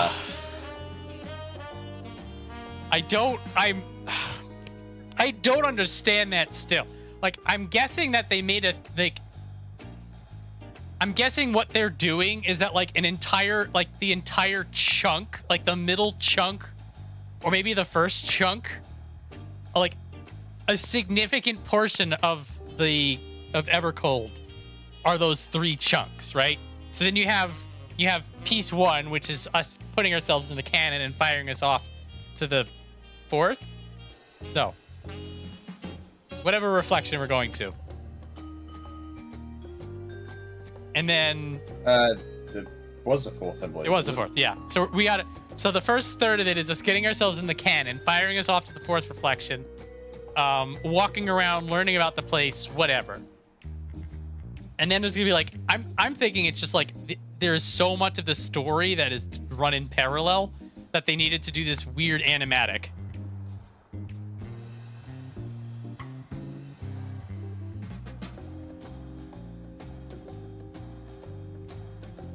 And I don't know. Like, I feel like it's long enough that somebody was gonna be confused. The explanation made me confused. I was like, okay. Yeah, I felt like in their attempt to explain what is probably one of the most obvious fucking things on the planet, they've like made it more confusing. More confusing. Because like it feels like they're explaining a concept that has never existed in the history of any video game ever. It's kind of what Nintendo does. But it's like, it's really obvious what you're talking about here. You could have just said, when you start doing the MSQ, there's a point where you can split into 3 different paths. And you can choose your own adventure. But no, they don't do that. They just fucking spend so long, give us a fucking graphic to show us that, hey, you can pick one of these 3 ways. And then animated graphic with the little Reaper icon. Like, you can go over here, then you can go over here, then you can go over. I'm like, why are we doing? Like, you just say that I don't know. You're like, here's a very silly moment. Here's your calculus math test. What is 8 plus 10? Here's like, I'm in calculus. Why am I? Oh, careful, Flame. Fucking most of this community can't do 8 plus 10. No, they don't know. They don't know if 8 or 10 are prime numbers. I've seen a lot of people not know that like 35 goes in a 5. Not it. Prime numbers under. Yeah, if your number is 2 digits, technically if your number is 3 digits, you can figure out what the prime number is relatively easily. It's when you get into the 4-digit numbers that you get those weird, like, oh, you're divisible by 123 and 118. You're like, how the hell is I supposed to know that? That's when you ask the computer. 96, not a prime number. 93, not a prime number. Easy. I know, my math nerd. Doing math nerd on you people, sorry. I mean, you're allowed to. Numbers are cool. I'm just making fun of the fact that, like, I mentioned it before with the book fight, that it's kind of funny that you can't tell if people just don't understand how the mechanic works or they're just incredibly dumb. I quite like that. Yeah. It's less obvious than the math robot. It is also funny that there was a couple of the times you hit that mechanic that you could have stood anywhere, which tells me it's actually random, which is exciting. Yes. All right. So I've decided, ultimately with your original decision to get the one that I like the least out of the way, and I like the concept of the Pelu, I will say, and some of the stuff they did with the Pelu in the Pat's content on the side, I was like, oh, cool. Somebody in the writing team knows how to write merchants well, but not the people who did the main scenario. Very frustrating. It's also doubly frustrating that you already have a clan of small people who are mercantile phenoms in the story, and you still don't know how to leverage that in an interesting and different way. I'm that Flame. He's very approachable. So approachable. He's an approachable Pelu. Stay to the road ahead. As I recall, to reach Urkapachi, we will depart from the Arch of Dawn, then take the road west. The damage wrought by the recent downpour will be doing more stumbling than walking, but do take heart. When it comes to rugged terrain, we have a most dependable solution available.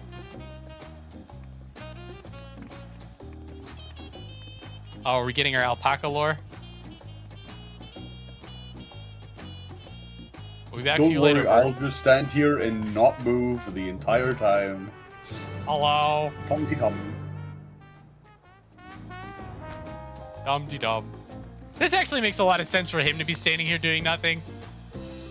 If the Pelu was standing there, they're like, oh, this would actually be funny if we came back and he had like piles of money next to him because while you were off running around in Birdland, he went and got himself rich.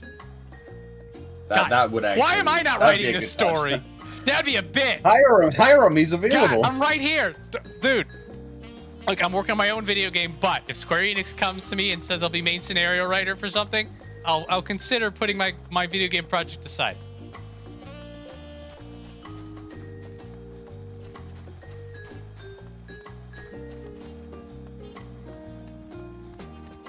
You You know how to contact me, people. I'm out there.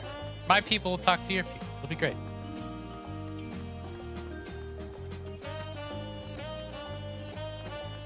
Yeah, exactly. Tatsu, nail on the head. And this is what they were doing in the patch content. Like, somebody would say something, and then there'd be a pillow. They get like a twinkle in their eye, and then they'd run off. And then they come back and they have the thing. And it is also, I'm doing this now. I'm doing this now because it's so bothering me that they had this perfect counterbalance to Ul'dah. And they fucked it. You could have had the, oh, we will find profit in anything. Oh, we will make this work. Oh, don't worry. 5 minutes later, that thing you wanted that is in your hands and you don't know why. And they do it with a smile, and they're friendly, and they're genuine. They're like, oh no, we just love doing this. We think it's cool. And you're like, how the hell did you do that? And then they just smile, and they don't tell you. There's so much potential for cool, like, orderly, happy merchants who are just, like, so smart it terrifies you. This was something that was actually going to interest me, because I was wondering if we were going to do something that they do in RuneScape, because there's a character in RuneScape called Alan Morrison.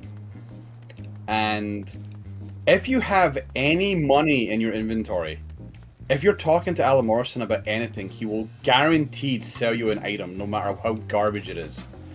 And I was kind of hoping there'd be some sort of, like, they'd be just that good as traders. But I know they couldn't do that, because then people's gil would start to plummet, and Snooty would have a panic attack because he doesn't know where his money's gone, because he can barely get any of it as it is. But I also just think it'd be a fun idea to do that. You didn't have to do it with the player. You could have done it with fucking, like, Wuklomat or some shit like that. Yeah. She just talks to a person, you have a conversation, and suddenly she has a fucking raw chicken in her hand, and she doesn't know why, but she's bought it. There's so much potential. Yeah, hang on, I'm going well out of my way to make this point. Are we going back to the bird? No. Funny you say that. No, the Phantom Weapon Merchant is exemplifying this. So, to do the Phantom Weapon, each tier, you gotta get this item, right? And you buy it off of this merchant right here. Goplu. Let's see if he has it. Hey, I need a very obscure thing. I don't have it. Yeah. So you're just like, oh, I need this obscure ass whetstone, and you go to this guy. It's like, oh yeah, I have it, 500,000 gil. And you're like, here. That's the Pelu. We get none of this.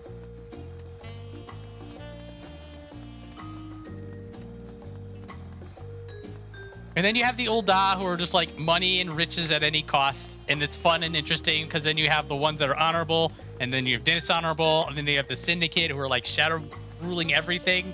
It's its own thing. They go to Thavnair and everybody's just like, let's sell stuff, and everybody's really lively and pushy, and there's some people that are a little bit scumbags, but they're just like, we're peddling's the game, and it's its own brand. And then we come here and we're just like, oh, you need that? Here you go. They could have, and they didn't.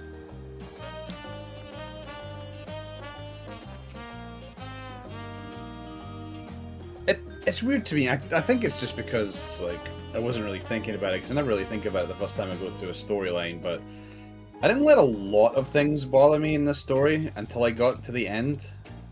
And then I remember, like, Zeki popping in and being like, what do you think of this story right now? And I just said, I feel like it was mid. It's weird to me that I gave this...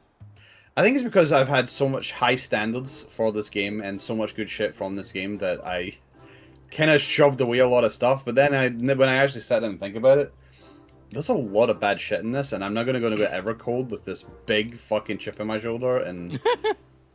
like, I am going to criticize every single little fucking thing in Evercold if I see it. You've set this up for us. So Evercold better be fucking Shadowbringers level quality now. It is a bit of a step down, and there's a lot of things that you don't realize they're wrong until you have enough information to see it. Like the aforementioned Dawn Servant that I was ragging on until I got exhausted. Like, in the beginning, strong opening. Here's a dude who likes fighting. Kind of a weird, quirky, rite of succession thing. you don't really think about much of anything in what he was talking about. And then the more you learn about the state of Tuliyollal, the more you realize he's a fuck. So it's yeah, like they do good setups. They've got nice setups for nice ideas that could come into play later, and then they just drop all of them and like scatter them all over the floor. They're all over the place. Thavnir is also Thavnir, also known as Radzat Han, which is a city in Thavnir. Anyway, the alpaca, this meme. I don't hate this meme.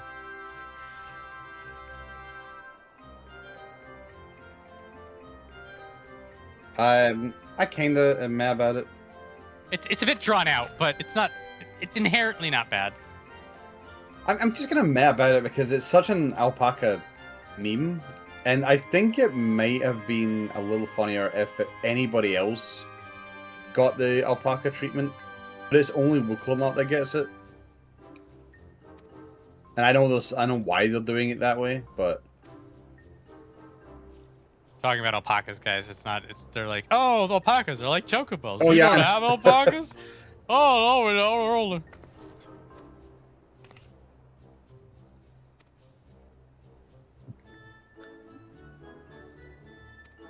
Foul stints. I hate them because I pulled on their wool and then they spat back, and now I'm mad at them forever. And it's like, that's your fault, you tit. She's just held a grudge ever since.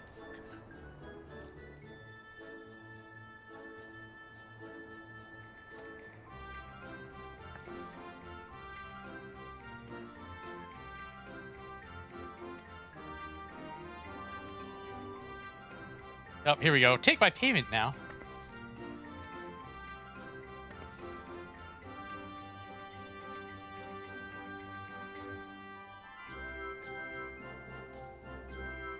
We didn't sign a contract for this. Yeah, info, this is the awkward part of it, is that we're going around helping and getting information, and then he's just like, okay, you will pay me, and then she's just like, I thought we were talking. I was like, how about I don't give you anything? Like, fuck off. If you said at the beginning, 200 for the info, I would have paid the 200. Yeah, but, yeah. You're not getting my charity. You can fuck right off. Maybe that's how they do so. Everybody's so stupid and kind, they just exploit this exact thing. Also, then you get into this weird, because of this impression, you're just like, wait a minute. If I talk to a Pello, am I going to accidentally have some unspoken agreement and owe them money?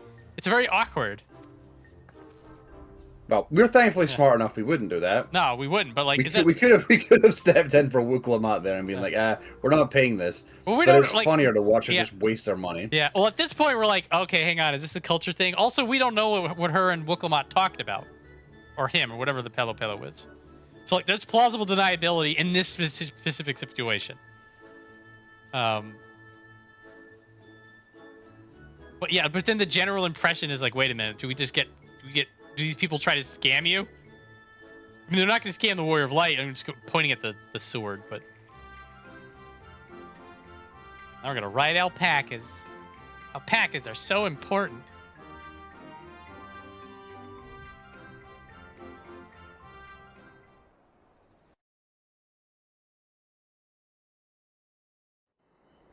I discovered a new location and got money. Turali poets of yore sang of a mountain that would stand tall, even should all other lands sink beneath the sea. Indomitable and eternal, it arises from Urkopacha, the 100 peaks of time. Of all the beasts which crawl and fly, only the legendary Valigarmanda could hope to disturb the summit's serene majesty. Yet, with that flying calamity imprisoned by the Dawn Serpent, what great feat remains for those who would claim the throne?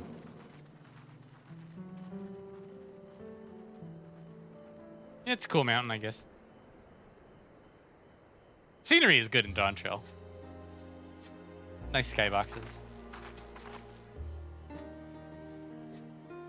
So this is Urkopacha. I've never actually been here before. Wooklamot apparently just lived in the city her whole life.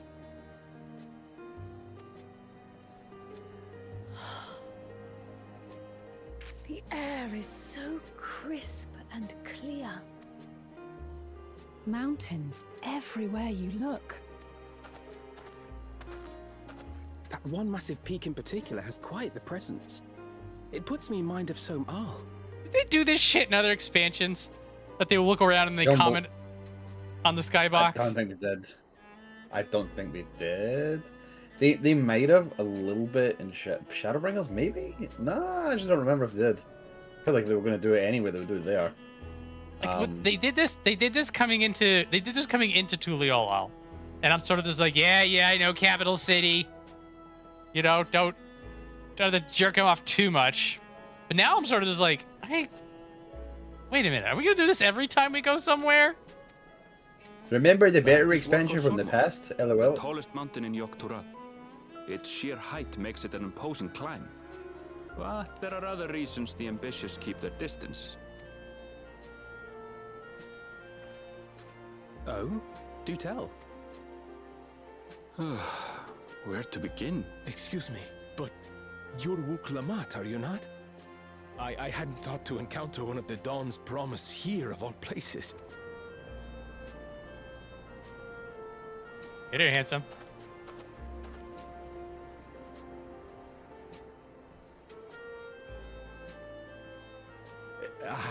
But I should introduce myself.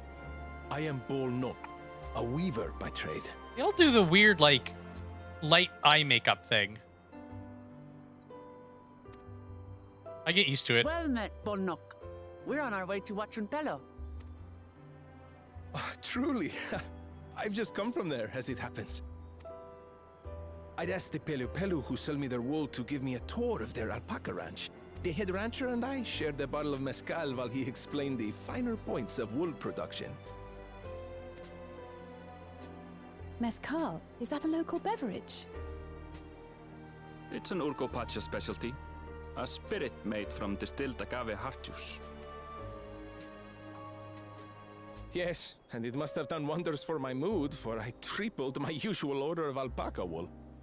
They did offer me a discount, though, so it wasn't a bad deal in the end. It is a different guy, Night. It's a different guy. The dad also does the light under eye makeup thing, though. No, this is the weaver that we become friends with, and then we try to leverage them for things. But listen to me, boring you with my tedious stories. I will leave you before you are lulled to sleep. Goodbye, and safe travels. Don't be a stranger.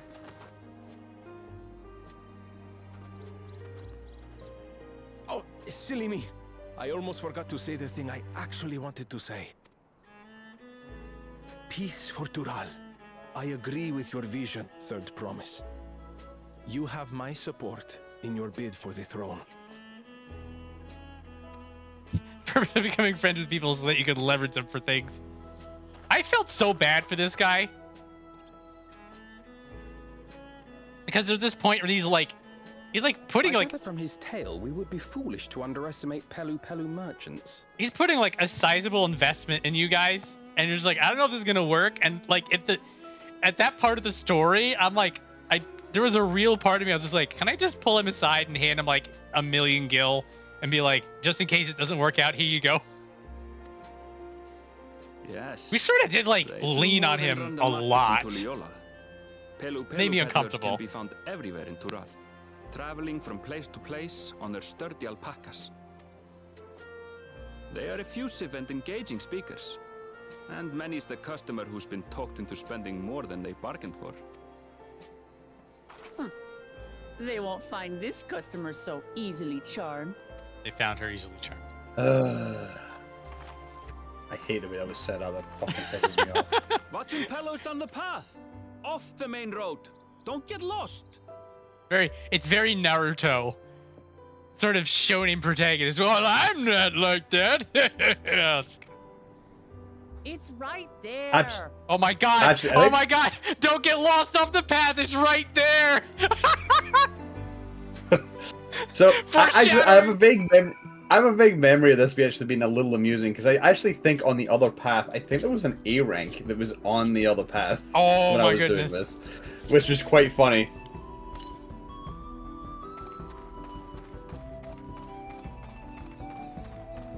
There was a couple times in the MSQ that I look over and I'm like, oh, you've got the red icon over your head.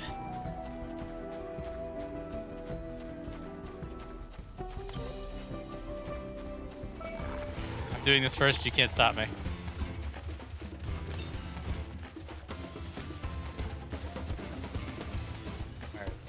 There it is.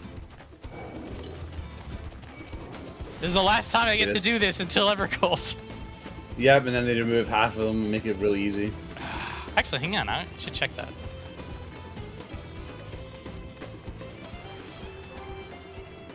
Redoing all the Aether Currents in the previous zones is so fucking easy nowadays. It is an actual joke. I know I have lamented in expansion past. I think I went when we went into the the last zone in Stormblood, like I went up to the top of the tower where one of those things were, and I'm just like, I could have been here. Here, now that I got this one. Yeah, oh, we got our full complement. Yeah, it's all here. Yeah! I actually have to work on, alright, I'll have fun with this later, guys, don't worry, I'm not gonna...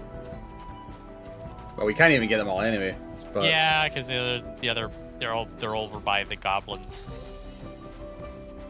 Oh no, wait, this is No, this is the other. This is the giants. This is the Ahiakoi.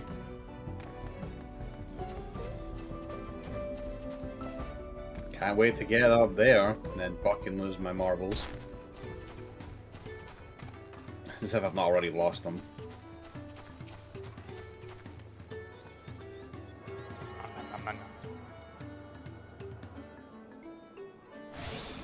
I have attuned. Hello. Jesus. What? He's the hunt guy. Talk to him and you learn about the marks. He's very familiar with every Rothgar. He knows the exact role and the eye shadow that they have underneath their eyes. What are you calling me out for? As if you didn't know this about me. I was just wondering if I should get out the bat again or not. Hell, I leave the bat in your capable hands. I mean, so far you haven't said anything bat-worthy, but I'm holding it just in case. Actually, I'm trying to think. When will the bat be necessary? Definitely Walika, when we get there. We'll get there. Let's see if we live long enough to get to Shaolani. Shall I answer Snooty's question? Because I don't think anybody else has done it yet, right? Oh yeah. Well, you can answer the question. And we'll get to Pete's question in a minute. All right. So, I've been enjoying North Horn. It is so far not that much different from South Horn. So if you're not keen on what South Horn has, you might want to skip it. If you're going to do North Horn and also get the ultimate weapon, I would highly recommend you get to the part where they want you to get 100 of 3 Dispels before you do it. Because you can get them really easily in North Horn, and getting them otherwise is a bit of a pain in the ass. Later fun. But I've been enjoying North Horn. Most of the fights are good. There's only a couple I think are kind of snooze fests. The quests themselves, well, if you're doing the ultimate weapon grind, you don't have to grind specific CEs, thankfully. You don't have to grind the one that barely spawns to get the 3 that you fucking need. You just need to do any of them, and they'll just give you them at random. So as long as you're doing North Horn, you'll be fine. Now, I haven't gone into the Magic Tower yet. That's my plan for today, actually, is to do the Magic Tower. I will tell you how that goes. The new jobs that are there, that they've put in, are actually quite fun. I quite like Necromancer. I think Necromancer is interesting. They've also added elemental weaknesses to all bosses, so certain jobs actually have an advantage over certain bosses now. But, again, if you're not interested in Southhorn, you'll probably not be sold with Northhorn. I think the killing point for a lot of us in Southhorn was the fact that we couldn't do Fork Tower, so we were just building towards nothing. Yes, that was my big issue when I finally got there, when I realized what Fork Tower was. But if we can do Fork Tower magic and like actually run it, then there's a reason to be like still in there running around. Yeah, It's been stated that apparently the normal version of the Magic Tower can be soloed, which is interesting. But DR is also one that can be sold. It kind of needs to be soloable because if you can't continue into Zadnor unless you've done it. So, the Magic Tower seems to be the same way in that it scales depending on the amount of players that are there. Pretty well enough so you can do the whole thing solo. But no, I don't think anybody's done Extreme yet. I don't think Extreme's been finished, and if it has, they probably haven't found the secret yet. But yeah, I'm enjoying it, but that's because of how I do things in this game. It's the type of grind that I enjoy. And I also like what the Ultimate Weapon grind is doing. I cannot wait to go play the whole fucking game again. Yeah, so, it's not specific whether or not the Warrior of Light is... I mean, it feels like you would just inevitably be passively rich and incompetent because you're the Warrior of Light. But never... if they do one of those things that they don't establish anything specific about you because that's your whole projection. But again, I feel like... What am I sitting on? 3.2 million? Like you could take away 3 million of that. I still have 200k. Like you just need traveling money. Gonna make these next sequences awkward, but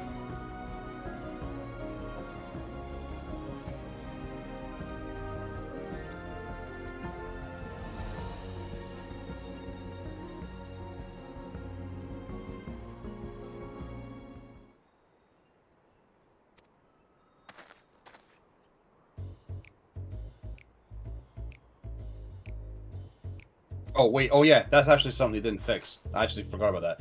Yeah, Fates still have the issue where if a CE just finished, the next Fate that spawns will be very undertuned and it will get annihilated in 2 seconds. But a lot of Fates are actually close to Aetherites, so it's not been as big a deal, but it can still happen. So yeah, I'm glad they didn't fix that, and by that I mean I'm actually mad they didn't fix that. Sorry, I'm still rambling. There's a story going on. yeah, well. She's trying to peddle. It's your best, blah, blah, blah. Well-stocked shelves are but a few steps away.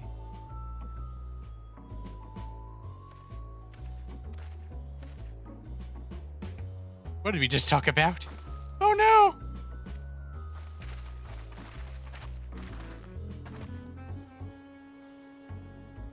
Jonah from the far-off Jacques Terral. Northern winters are bitterly cold affairs, I'm told. Can't imagine how you survived without a lovely warm cloak. Go think. I'm not needing new clothes at the moment, neither is the third promise, perhaps another time.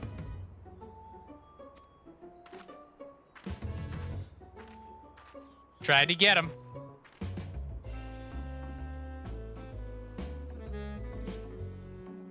Things I think of being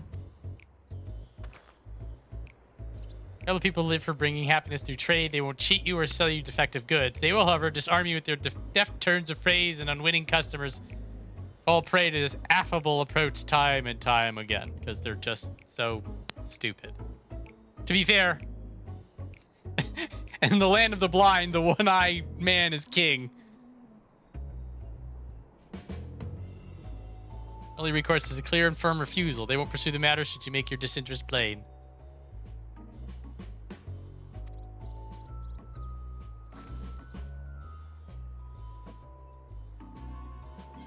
Carl doesn't nod. Carl already knew.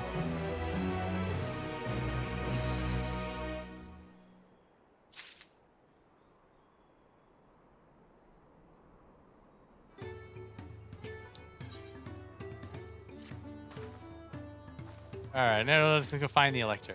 Allow me to propose a strategy. Go talk to 3 people. Let's go talk to 3 people!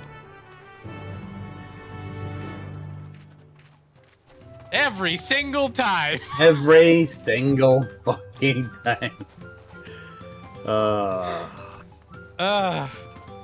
Now and again, it'll be 4 people or 5 people. There was that one time it was 6 people when we were down in Labyrinthos. We're like, oh, now we're taking the piss out of this.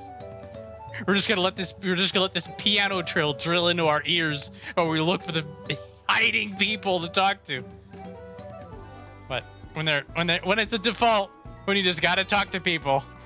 The magic number is 3. Isn't that right, distillery worker?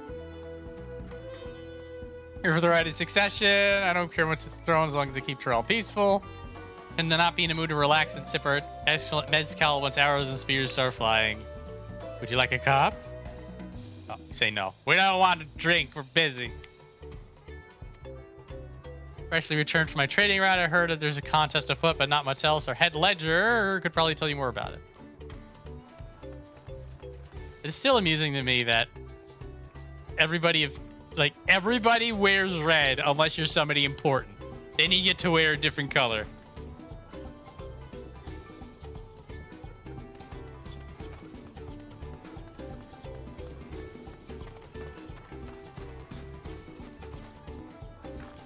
Actually, that's a good point. I don't know if they do an Alfino spending money by accident arc here. That would have been funny. For the right of success in, they're looking for a new ruler on the throne. I'm rooting for Zeralja. First promise wins. He'll look to expand our sphere of influence. That means access to more resources. Others have been coming around to my way and thinking some begun crafting goods inspired by the resilient sun. No. God. Back off. No, with the Elector, I could help you, but I won't. Tell you you're no supporter of Zeralja. No, not like that.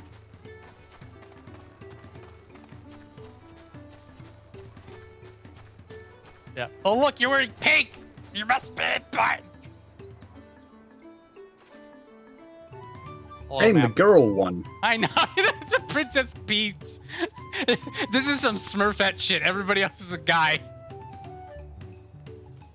You don't know what they are underneath the beak. I don't know about any electors. Just take a moment to see a prize alpaca before you leave, though. Sure to admire them from a respectable distance. Get too close and their nervous darlings may be tempted to spit on you. Happened to a visiting buyer not so long ago. Tobly. No one makes a mistake without Tobly noticing. He knows everything that happens on this ranch.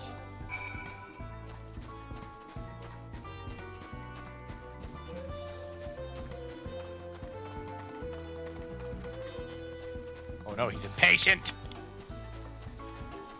Get the pack on.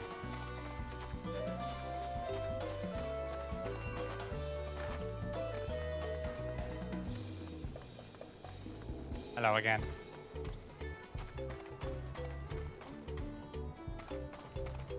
Oh no! He disconnected right in front of us. You have to watch yourself. He hated the story so much he unplugged his PC. These guys are so boring. Just rips the Ethernet out of the wall. Almost bought a bottle of mezcal and a stack of blankets. And then there was an enchanting ornament. He managed to learn that Tobly's the man to talk to about the contest now, if only they'd share with this head ledger of theirs is to be found. Those are the ranchers. He's also head rancher. Pocket Ranch isn't far from here, so you pay a visit before the others return. Now we get to walk back the way we just came.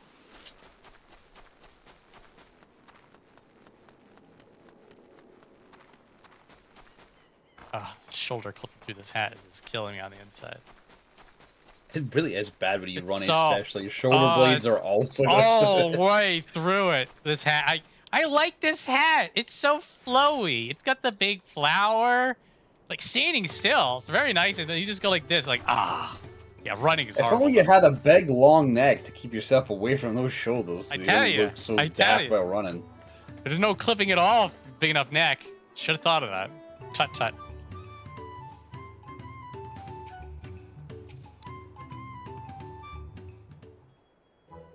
Sort of like the way that alpaca just sort of eyed up Wooklum out there for a second. Oh, I'm gonna spit on this one. Searching is slower. Wooklamat! This is an alpaca ranch. Of course, there's a lot of alpaca. Oh.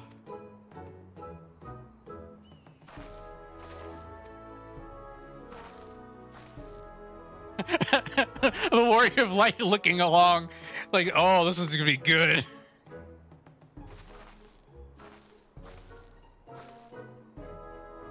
Where's Tobly? He likes to mingle with the Rance hands and keep an eye on things. Can't tell you which one he is, though. Part of the contest. Often mentions his favorite pungent subject. He also can't resist profitable trade. Who among us can? You bring him a very good deal, he may let his identity slip. Gotta do merchant stuff. I don't think my purse is deep enough to pay for everyone we think might be Tobly. Let's ask some questions first. Now down the field. Guess whose purse is big enough?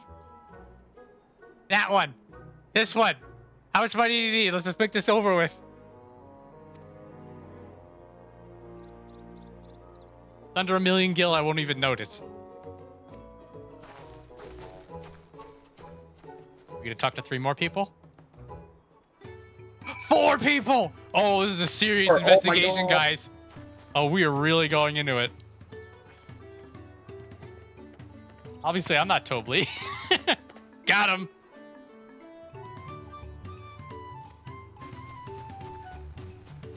Are you Tobly?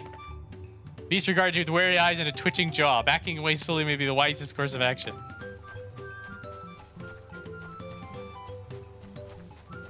I should be punished for this. It should know. It should know. It would require them to program into the game. Come I mean, it'd on! be really funny if you talk to it again and it does it, but it's not going to. It's just going to say the same thing every time. Like every NPC does. This is the moment. This is where you put in a little thing. Couple hours of dev time. And then you get a silly debuff. It'll be great. Actually, what's annoying is there is a side quest in Tulliola where you interact with alpacas, and if you do something wrong, they spit on you, and so they spit on me. And it's supposed to be like a hard stance. Like, that sounds like a perfect debuff. Give me a debuff that says you smell like alpaca spit. Come on. I feel like they are worried about doing something like that in case somebody finds a fucking exploit with that debuff somehow. It's just like, okay, we'll put it in, it'll just be fun, and then somebody takes it into some content, and it prevents a debuff from landing on them because they have the spit debuff, and they just scare a mechanic. Like, I know that wouldn't happen, but I feel like they're fucking paranoid as hell that it could happen, so they don't do that stuff. And, you know, unless they can lock you in a cage like the Aether Sickness. The one that got away. Spoken with Diablo, you love the alpacas, but the feeling does not appear to be mutual.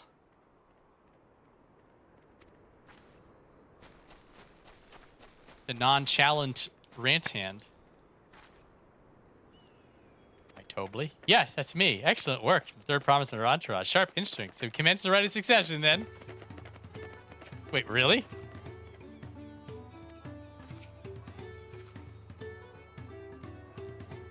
What? We've got it! We've got it! Why do we gotta talk to these other 2 people? Oh, they're all saying it. Never mind. That's right. That's the bit here.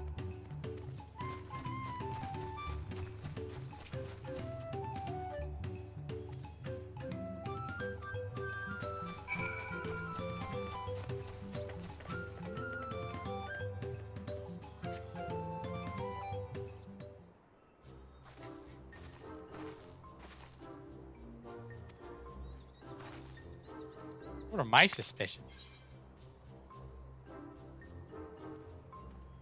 So it's not the nonchalant one because he said it is. I don't know. Oh, it doesn't wrap around. I'm holding the D-pad down, and then I'm holding it up. Like I wanted to just let this thing run like a roulette wheel, and then pick at random. Alright, I'm just gonna have to do this manually then. Oh, I looked at the screen. I gotta lose count. Okay, I've lost count. Well, just look away. I'm looking away. I'll say it, right? Okay. Right. Alright. 3, 2, 1, stop. Boastful. It's totally the boastful one.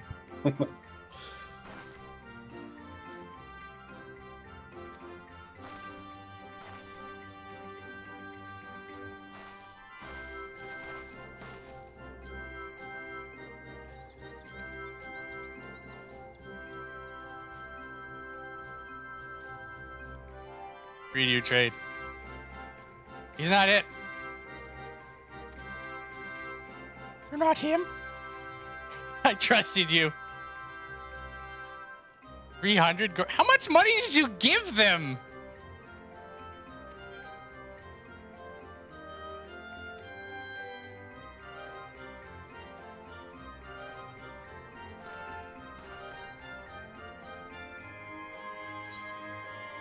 But it costs her 300. I know. Those gourmet tacos. How much? So she probably gave them like 60K. I'm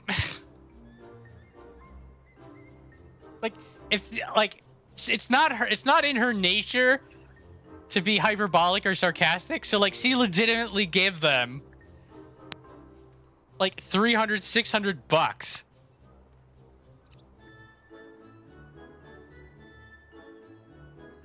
Also, why is spoiled princess worrying about money? That's the Dawn servant.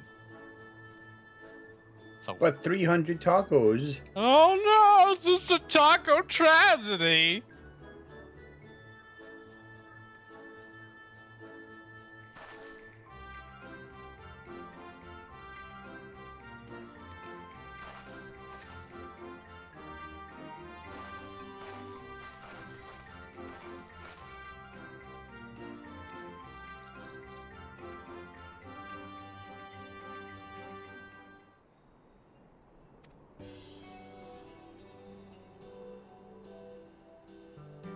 Also, a bit of a. This is another thing I'm guessing. It's like you're introduced to these guys and they're very scammy, rather than like happy merchants. So like you literally have to. Oh, if you have to figure out who you got to talk to, give me a lot of money. Like all this talk about making people happy and all this nonsense is sort of undermined by the fact that everybody's just trying to like just take your money. This is where that. Where did you get this from? This is exactly what I need. It would have been much better as a trait.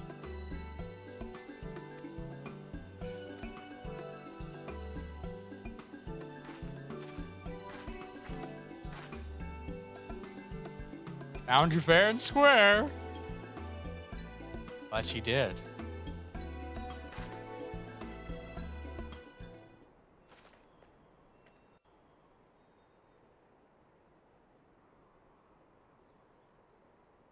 Deducing the Dawn Servant's elector was the first step of the feat. Too simple a task for this aspiring ruler, eh?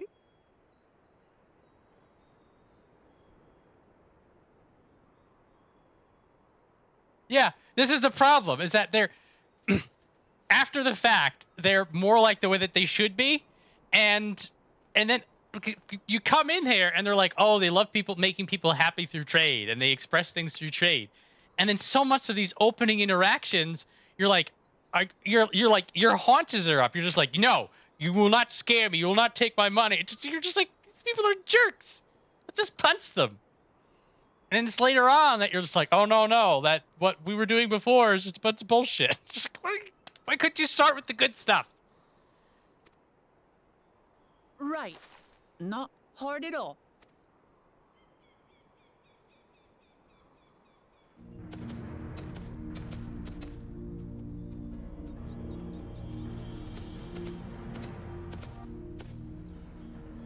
Also, Zoral doesn't have to pay. He just knows. I am told the head ledger, Tobli, is to be found here. You have to guess which one of us is Tobli. That's part of the test.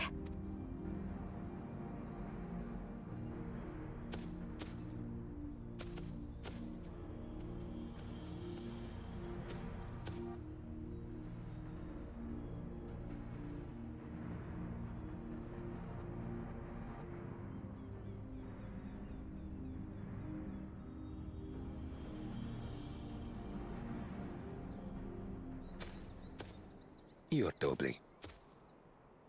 Without even asking a single question. Very impressive indeed. I love it. Also, narratively, they just throw Wilclamont under the bus. You're just like, no. You have to do a trade first. And then Zeralda just shows up. He's like, "Oh, you got it right. Well done. Don't do any of that stuff that we made other people do." With that amusing prologue out of the way, we can proceed to the actual challenge. Per the Dawn Servant's instructions, I was free to devise any manner of feat. I considered the number of possibilities in the 10th column. But I think I have a good one.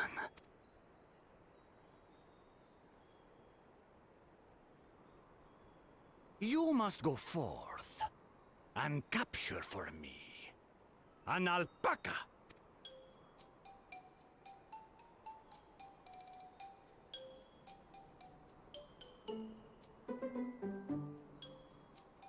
While I've not had the best experiences with alpacas, aren't they generally docile creatures? That doesn't sound like much of a challenge. Yeah, there's no. So they make such a big deal over this. About nope.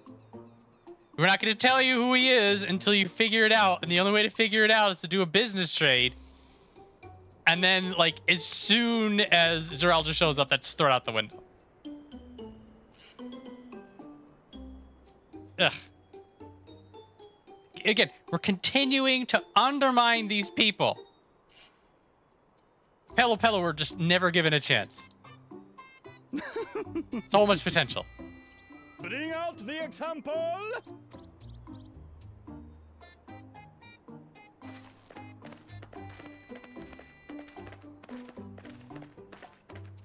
God, I should have picked the bird. We'll be doing the birds later. This is a special kind of alpaca.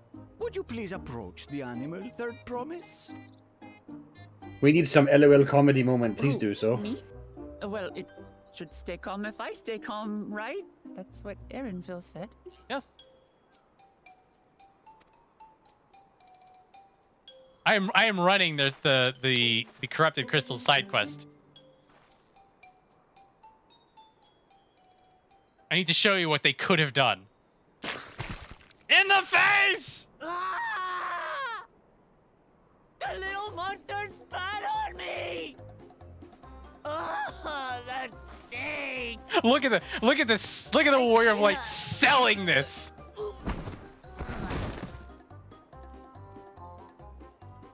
Look at it.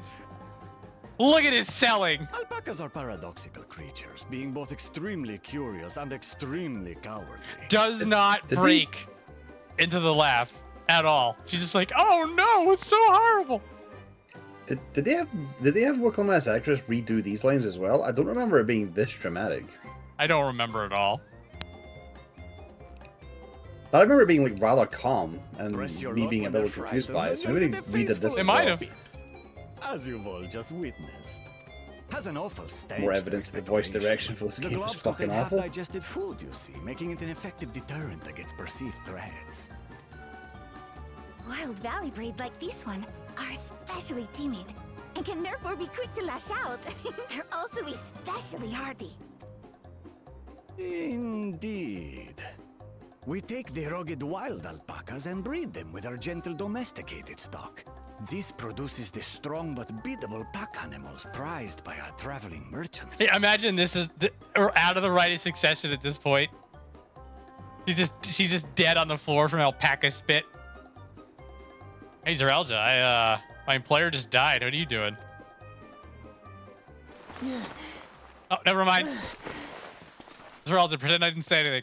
That's all well and good, but did I need to bathe an alpaca spit for you to make your point? No, absolutely not. So, the task is to catch a wild alpaca. That is correct. But be warned that it is a feat easier said than done. I suggest you prepare well before you enter the valley where the creatures dwell. And by you, I mean the claimants only. Allies are not permitted to assist with the catching. The alpacas will help me judge which of you is worthy of receiving a keystone.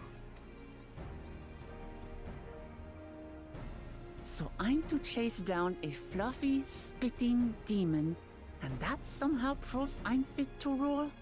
Wooklamot, poor Wooklamot, trying to make sense of this contrivance. As I said, the Dawn Servant granted me the freedom to decide my challenge. And when you reach the end of the rite, I dare say you will understand why I chose what I chose.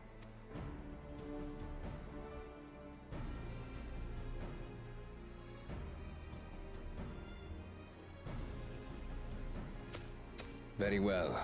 This won't take long. Wait! Didn't I warn you this was easier said than done? There are preparations to be made, factors to consider. A beast is a beast. All yield to strength. You're not allowed to bring your vizier.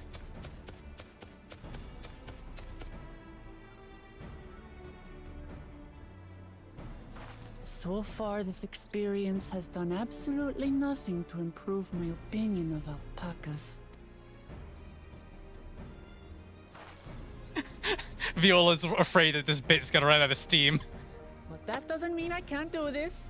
Revolting spit aside, they're just another animal. The old Wooklamot would have asked how they tasted.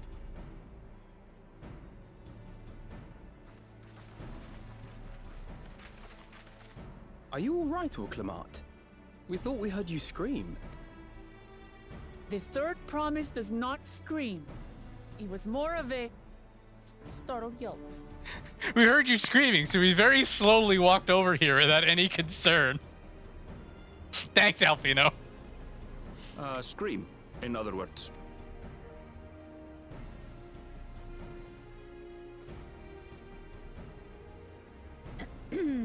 Did you find the Elector?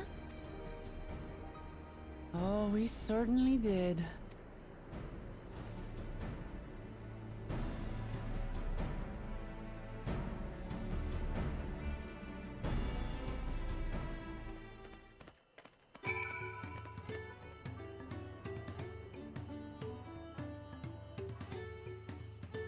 I don't think anybody's gonna have anything interesting to say, so let's just go. Wash the nasty stuff off my face. I think I got all of it. I saw that look. So funny. Ooh, we're gonna get gloves.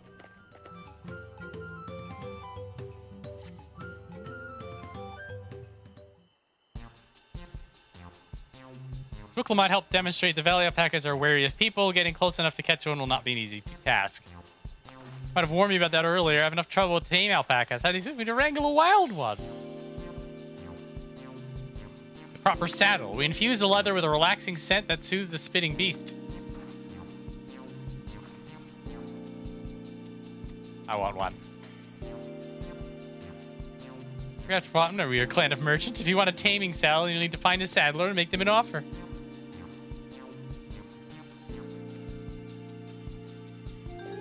It'll come cheap, of course. Crafting a saddle will cost you the equivalent of 10 pel in the thousands.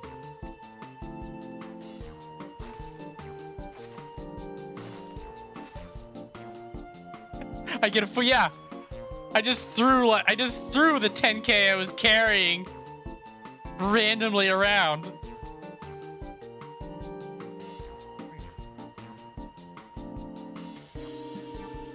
A million or so. I wouldn't feel right about having others pay the cost.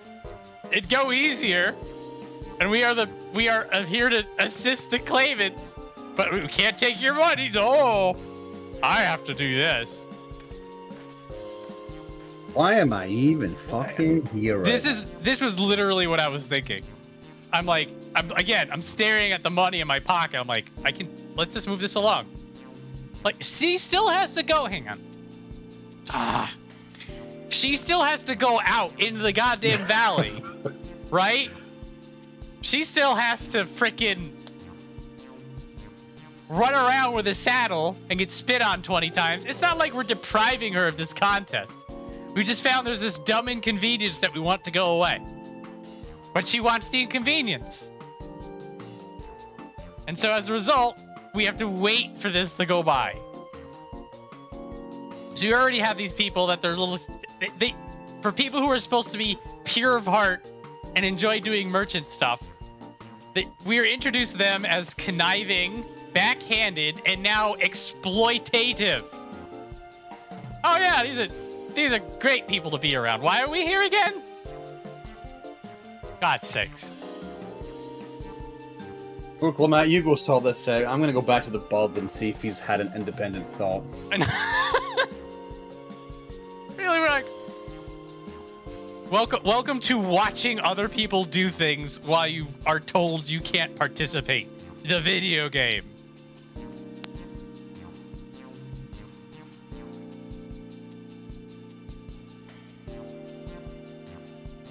Basket of wool is worth the sum you paid me earlier. 1 pel in the hundreds. So he gave 100 pel. Hang on. So we were told that 10,000 pel is about $1 million, right? Or 1 million gil?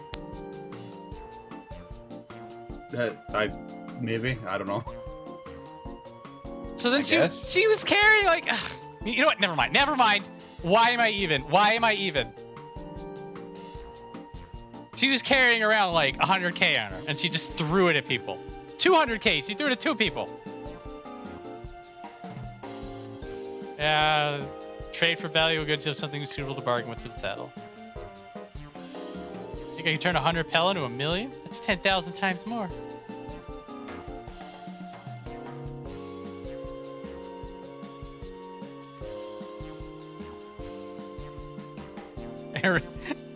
I do enjoy this because this is just like an actual good stupid moment from her. Oh, merchant the merchants. Kitty cat child.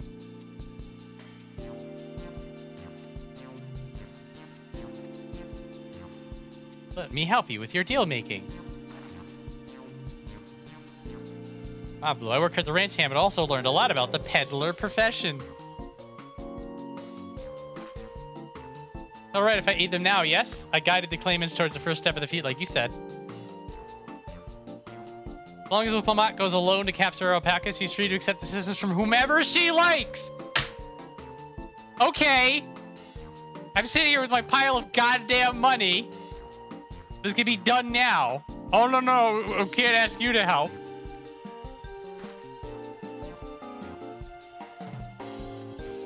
I sure could use an ally. God damn.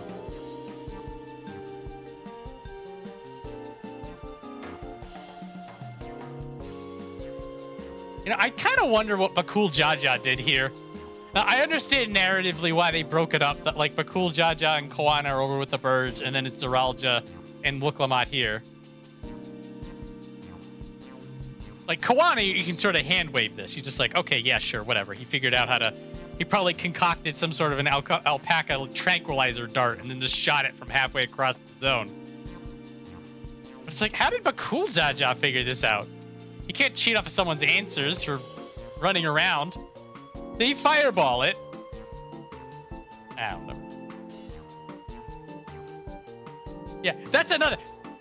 Exactly. You're like, okay, you don't want my money? I'm gonna run these people to the ground. If they want something, I'm just gonna go make it. Give me 5 minutes. They think their cloaks are good. Wait till they get a load of this. Nope, can't do any of that. Just gotta fold your arms and watch. Sorry, Warrior of Light, this isn't your game. God. Every part of this. So the rest of us stay behind, perhaps. Yeah. I don't need...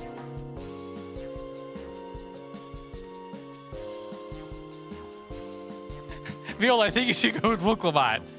Why? Surely you have sage advice to share. Why am I doing this? Get out of the way!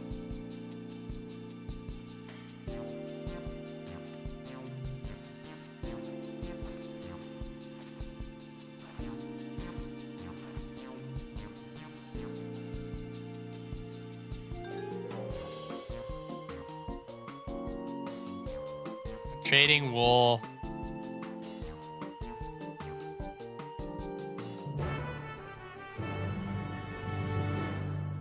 have to accept this.